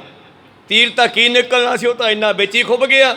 ਪਰ ਨਾਲੋਂ ਜਿਹੜਾ ਕਾਗਜ਼ ਸੀਗਾ, ਚਿੱਠੀ ਭੇਜੀ ਸੀ ਲਿਖ ਕੇ, ਉਹ ਖੋਲ ਲਈ ਹੈ। ਡਰਦੇ ਨੇ ਕਿਤੇ ਮਗਰੋਂ ਹੋਰ ਨਾ ਆ ਕੇ ਮੈਨੂੰ ਸਿੱਟ ਲਵੇ। ਡਰਦੇ ਬੰਦੇ ਨੇ ਉਹ ਤੀਰ ਦੇ ਕੋਲ ਪਹੁੰਚਿਆ। ਔਰ ਤੀਰ ਦੇ ਨਾਲੋਂ ਚਿੱਠੀ ਖੋਲ ਕੇ ਜ਼ਬਰਦਸਤ ਖਾਨ ਨੂੰ ਫੜਾਈ ਹੈ। ਔਰ ਹੈਰਾਨ ਹੋ ਗਏ ਆ ਵੀ ਇਹ ਗੁਰੂ ਫਾਂਸੀ ਵੀ ਜਾਣਦਾ। ਗੁਰੂ ਗ੍ਰੰਥ ਸਾਹਿਬ ਜੀ ਦੇ ਵਿੱਚ ਬੇਅੰਤ ਬੋਲੀਆਂ ਨੇ, ਪਰ ਸਾਰੀਆਂ ਲਿਖੀਆਂ ਊੜੇ ਆੜੇ ਚ, ਗੁਰਮੁਖੀ ਅੱਖਰਾਂ ਚ। ਕੋਈ ਸਤਨਾਮ ਬੋਲੀਆਂ ਬਹੁਤ ਹੈ, ਫਾਰਸੀ ਵੀ ਹੈ, ਹਿੰਦੀ ਵੀ ਹੈ, ਅੰਗਰੇਜ਼ੀ ਵੀ ਹੈ, ਪੰਜਾਬੀ ਵੀ ਹੈ। ਸਾਰੀਆਂ ਬੋਲੀਆਂ ਜੋ ਚੱਲਦੀਆਂ ਸੀ ਪਾਤਸ਼ਾਹ ਨੇ ਸਾਰੀਆਂ ਪਾਈਆਂ, ਕਿਉਂਕਿ ਜਿੱਥੇ ਜਿੱਥੇ ਗਏ ਪਾਤਸ਼ਾਹ ਨੇ ਉੱਥੋਂ ਦੀ ਬੋਲੀ ਵਿੱਚ ਗਿਆਨ ਦਿੱਤਾ। ਕੋਈ ਸਤਨਾਮ। ਇਹ ਤਾਂ ਜੋ ਸ਼ਬਦਾਂ ਦੇ ਗਿਆਨਵਾਨ ਆ ਉਹਨੂੰ ਸਮਝ ਆ ਜਾਂਦੀ ਵੀ ਆ ਕਿਹੜੀ ਬੋਲੀ ਦੇ ਵਿੱਚੋਂ ਸ਼ਬਦ ਆਇਆ। ਜਿਵੇਂ ਫਾਰਸੀ ਦਾ ਬਚਨ ਹੈ, या के अर्ज गुफ्तम पेस्तो दर गुस कुन करतार, हक्का कबीर करीम तो बे है परवदगार, दुनिया मुकामे फानी तहकीक दिलदानी। ये फारसी का शब्द बाबे नानक ने उचारिया। को सतनाम। तो इन्हें वेख्या चिट्ठी फारसी विच लिखी है, लिखे है हरफ फारसी, बड़ी बैत विच बाजी। बैत हुंदा हैगा जिमें कविता कोई लिखदा आए, दोहरा बना के लिखे पातशाह ने। और की लिखे पातशाह जी ने ओदा महना करके जबरदस्त का पढ़ के सुनाउंदा है। कहंदे ये सच्ची विद्या दी विधि है, ये करामात नहीं है। ये कोई करामात नहीं वरती असी, ਇਹ ਤਾਂ ਅਸੀਂ ਅਭਿਆਸ ਕਰਦੇ ਹਾਂ ਰੋਜ਼ ਤੀਰ ਚਲਾਉਣ ਦਾ। ਇਹ ਵਿਦਿਆ ਅਭਿਆਸ ਦੀ ਹੈ। ਔਰ ਜਿਨ੍ਹਾਂ ਨੇ ਅਭਿਆਸ ਕੀਤਾ ਹਮੇਸ਼ਾ ਸ਼ਸਤਰ ਚਲਾਉਣ ਦਾ, ਉਹਨੂੰ ਆਪਣੇ ਆਪੇ ਤੇ ਜਿਹੜਾ ਹੈ ਗੁਰੂ ਪਿਆਰਿਓ ਭਰੋਸਾ ਹੁੰਦਾ ਕਿ ਮੈਂ ਜੰਗ ਜਿੱਤ ਲਵਾਂਗਾ। ਜਿਨ੍ਹਾਂ ਨੇ ਅਭਿਆਸ ਕੀਤਾ ਹੋਵੇ, ਜਿਨ੍ਹਾਂ ਨੇ ਸ਼ਸਤਰ ਚੱਕ ਕੇ ਨਾ ਦੇਖਿਆ ਹੋਵੇ, ਤੇ ਐਨ ਜੰਗ ਵੇਲੇ ਸ਼ਸਤਰ ਚੱਕੇ ਫਿਰ ਉਹ ਕਿੱਥੋਂ ਜਿੱਤ ਸਕਦਾ। ਕੋ ਸਤਨਾਮ। ਤਾਂ ਇਸ ਤਰ੍ਹਾਂ ਇੱਕ ਕਹਾਵਤ ਹੈ ਸਾਡੇ ਗੁਰਮਤਿ ਦੇ ਵਿੱਚ, ਪੈਸਾ ਗੰਠ ਤੇ ਬਾਣੀ ਕੰਠ। ਇਹ ਵੀ ਅਭਿਆਸ ਦੀ ਖੇਡ ਆ। ਕੋ ਸਤ ਬਾਣੀ ਕੰਠ ਹੋਵੇ ਤੇ ਹਨੇਰੇ ਸਵੇਰੇ ਸਫ਼ਰ ਵਿੱਚ ਬੈਠੇ ਵੀ ਤੁਹਾਡਾ ਨਿਤਨੇਮ ਜਿਹੜਾ ਉਹ ਰਹੂਗਾ ਨਹੀਂ। ਕੋ ਸਤਨਾਮ। ਪੈਸਾ ਜੇਬ 'ਚ ਹੋਵੇ ਤੇ ਜਿੱਥੇ ਵੀ ਲੋੜ ਪਵੇ ਉੱਥੇ ਵਰਤ ਸਕਦੇ ਆ। ਪੈਸਾ ਗੰਠ ਤੇ ਬਾਣੀ ਕੰਠ ਬੜੀ ਚੰਗੀ ਹੈ। ਕਹਿਣ ਲੱਗਿਆ ਉਹ ਲਿਖਦੇ ਨਾ ਕਿ ਅਸੀਂ ਕਰਾਮਾਤ ਨਹੀਂ ਕੀਤੀ ਕੋਈ, ਇਹ ਸਾਡਾ ਅਭਿਆਸ ਹੈ ਤੀਰ ਚਲਾਉਣ ਦਾ। ਤੁਸੀਂ ਸਾਡੀ ਵਿਦਿਆ ਨੂੰ ਕਰਾਮਾਤ ਕਹਿ ਕੇ ਤੁਸੀਂ ਕਰਾਮਾਤ ਦੀ ਨਿੰਦਿਆ ਕਰਤੀ, ਪਰ ਵਿਦਿਆ ਦੀ ਵਡਿਆਈ ਹੈ ਭਾਵੇਂ ਸਾਡੇ ਅਭਿਆਸ ਦਾ ਫਰਜ਼ ਹੈ। ਜਿਹਨੇ ਬੁੱਧ ਨਾਲ ਬਲ ਨਾਲ ਹਰ ਤਰ੍ਹਾਂ ਦਾ ਅਭਿਆਸ ਕੀਤਾ, ਉਹਨਾਂ ਨੇ ਹਰ ਤਰ੍ਹਾਂ ਦੇ ਔਖੇ ਸਮੇਂ ਨੂੰ ਸੌਖਾ ਕਰ ਲਿਆ। ਅਭਿਆਸ ਦੀ ਖੇਡ ਆ। ਤੇ ਜੇ ਕੋਈ ਬੰਦਾ ਇਹ ਕਹੀ ਜਾਵੇ, ਜਿਸ ਤਰ੍ਹਾਂ ਇੱਕ ਕੁੜੀ ਘੁਮਿਆਰਾਂ ਦੀ ਵਿਆਹੀ ਗਈ ਕਿਤੇ, ਤੇ ਉਹ ਵਿਹੜੇ 'ਚ ਬਹਿ ਜਾਂਦੀ ਆ, कब खोते बांधूं, कब दाना डालूं, कब रोटी बनाऊं, बैठी बैठी सोची जाती।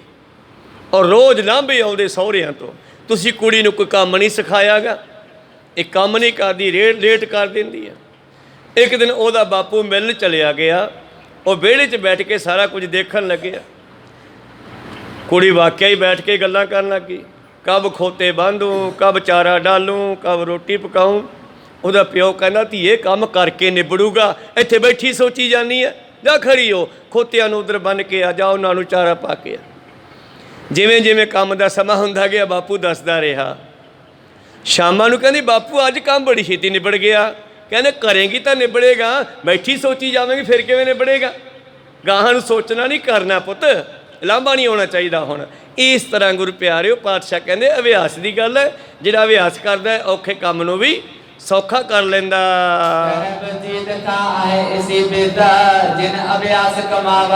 ਵਜੀਦਾ ਵੀ ਮੰਨ ਗਿਆ ਵੀ ਗੱਲ ਤਾਂ ਸਹੀ ਹੈ ਯਾਰ, ਜਿਨ੍ਹਾਂ ਨੇ ਸ਼ਾਸਤਰਾਂ ਦਾ ਅਭਿਆਸ ਕੀਤਾ। ਹੁਣ ਇਹਨਾਂ ਨੇ ਕੱਲ ਤੋਪਾਂ ਚਲਾਈਆਂ, ਕਦੇ ਤੋਪਾਂ ਤਾਂ ਨੂੰ ਹੋ ਜਾਣ ਤੇ ਗੋਲੇ ਤਾਂ ਨੂੰ ਚਲੇ ਜਾਣ, ਤੇ ਕਦੇ ਦੂਜੀ ਵਾਰ ਚਲਾਈਆਂ ਤੇ ਤੋਪਾਂ ਦੇ ਮੂੰਹ ਥੱਲੇ ਡਿੱਗੇ, ਉਹ ਸਾਰੇ ਗੋਲੇ ਜਿਹੜੇ ਧਰਤੀ 'ਚ ਖੁੱਭ ਗਏ। ਗੁਰੂ ਸਾਹਿਬ ਵੱਲ 5-7 ਵਾਰੀ ਤੋਪਾਂ ਕਹਿੰਦੇ ਭਰ ਭਰ ਚਲਾਈਆਂ, ਇਹਨਾਂ ਦੀਆਂ ਤੋਪਾਂ ਨਿਸ਼ਾਨੇ ਤੇ ਨਹੀਂ ਬੈਠੀਆਂ। ਕੋ ਸਤ ਪਾਤਸ਼ਾਹ ਨੇ ਤੀਰ ਚਲਾ ਕੇ ਅੱਜ ਗਿਆਨ ਦਿੱਤਾ ਕਿ ਅਭਿਆਸ ਦੀ ਖੇਡ ਹੈ। ਉਹ ਕਿਹੜੀ ਵਸਤੂ ਹੈ ਜੀ ਅਭਿਆਸ ਕਰੀਏ ਤੇ ਪ੍ਰਾਪਤ ਨਾ ਹੋਵੇ।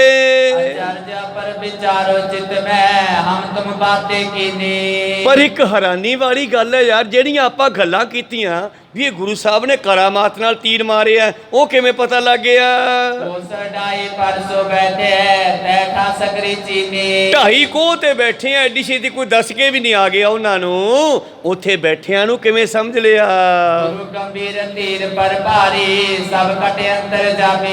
ਬਈ ਗੁਰੂ ਬੜਾ ਡੂੰਘਾ ਹੈ, ਗੰਭੀਰ, ਅੰਤਰਜਾਮੀ ਹੈ, ਕਰਾਮਾਤਾਂ ਦਾ ਵੀ ਖਜ਼ਾਨਾ ਹੈ, ਬਹੁਤ ਕੁਝ ਹੈ ਇਹਦੇ ਕੋਲ। ਪਰ ਫਿਰ ਵੀ ਆਪਣੇ ਆਪ ਨੂੰ ਜ਼ਾਹਰ ਨਹੀਂ ਕਰਦਾ, ਪ੍ਰਗਟ ਨਹੀਂ ਕਰਦਾ। ਦੇਖੋ ਮਾਛੀਵਾੜੇ ਦੇ ਜੰਗਲਾਂ ਵਿੱਚ ਵੀ ਇੱਕ ਆਮ ਮਨੁੱਖ ਦੇ ਵਾਂਗੂ ਪਏ ਆ, ਨਹੀਂ ਤਾਂ ਕੀ ਨਹੀਂ ਕਰ ਸਕਦੇ। ਕਹੋ ਸਤਿਨਾਮ। ਖੈਰ ਕਹਿੰਦੇ ਕਿੰਨਾ ਗੰਭੀਰ ਡੂੰਘਾ ਧੀਰ ਜਵਾਨ ਹੈ, ਧਰਤੀ ਦੇ ਜਿੰਨਾ ਧੀਰ ਜਵਾਨ ਹੈ। ਸਾਡੇ ਹਿਰਦਿਆਂ ਦੀਆਂ ਗੱਲਾਂ ਬੁੱਝ ਲਈਆਂ। ਆਪਾਂ ਕਿਹਾ ਸੀ ਨਾ ਵੀ ਕਰਾਮਾਤ ਕੀਤੀ ਹੈ। ਉਹ ਕਹਿਣ ਨੂੰ ਕੁਝ ਵੀ ਕਹੀ ਜਾਣੇ, ਅਭਿਆਸ ਨਹੀਂ ਜਾਰੇ, ਕਰਾਮਾਤੀ ਸ਼ਕਤੀਆਂ ਰੱਖਣ ਦਾ ਮਾਲਕ ਹੈ। ਔਰ ਇਸ ਤਰ੍ਹਾਂ ਫਿਰ ਸਾਰੇ ਇਕੱਠੇ ਹੋ ਗਏ, ਗੱਲਾਂ ਬਾਤਾਂ ਕਰਦੇ ਨੇ, ਹੈਰਾਨ ਬੜੇ ਹੋਏ। ਉਹ ਦੁਸ਼ਮਣ ਨੂੰ ਵੀ ਗੁਰੂ ਸਾਹਿਬ ਦੀਆਂ ਤਾਰੀਫਾਂ ਕਰਨੀਆਂ ਪਈਆਂ ਕਈ ਥਾਵਾਂ ਦੇ ਉੱਤੇ। ਨਾਲੇ ਉਹਨਾਂ ਦੇ ਤੀਰ ਵੇਖਦੇ ਆ, ਇੰਨੇ ਚੌੜੇ ਚੌੜੇ ਖਪਰਾ ਤੀਰ, ਤੇ ਨਾਲੇ ਚਿੱਠੀ ਪੜ੍ਹ ਕੇ, ਤੇ ਨਾਲੇ ਉਹਨਾਂ ਦਾ ਤੀਰ ਦਾ ਆਉਣ ਦਾ ਢੰਗ ਦੇਖ ਕੇ ਹੈਰਾਨ ਹੁੰਦੇ ਆ। ਖੈਰ ਵਿਚਾਰਾਂ ਇੱਥੇ ਰੁਕਦੇ ਆ, ਅਗਲੀ ਵਿਚਾਰ ਕੱਲ੍ਹ ਦੇ ਦੀਵਾਨਾਂ ਵਿੱਚ ਸਰਵਣ ਕਰਾਂਗੇ। ਬੋਲਦਿਆਂ ਨੇ ਇੱਕ ਅੱਖਰ ਬਾਅਦ ਘਾਟ ਹੋ ਜਾਂਦੇ। ਸਿੱਖ ਸੰਗਤਾਂ ਦੇ ਸਤਿਗੁਰੂ ਬਖਸ਼ਣ ਜੋਗ ਹੈ, ਬਖਸ਼ ਲੈਣਾ ਜੀ। समाप्ति करिए। हे अच्युत हे पार ब्रह्म अविनाशी, हे पूरन हे सर्ब में, हे संगी हे निरंकार, हे निर्गुण, हे गोबिंद हे गुण निदान, हे अपरंपर हर हरे, हे संत कै सदा संग, हे ठाकुर हों दासरो, नानक दीजै नाम दान, आए प्रभ शरणागति, एक अखर हर मन बसत, एक ओंकार सतगुरु प्रसाद सच होए। वाहिगुरु जी की फतेह है, विनाशन सोए। वाहिगुरु जी की फतेह है, विनाशन सोए। वाहिगुरु जी का खालसा, वाहिगुरु जी की फतेह।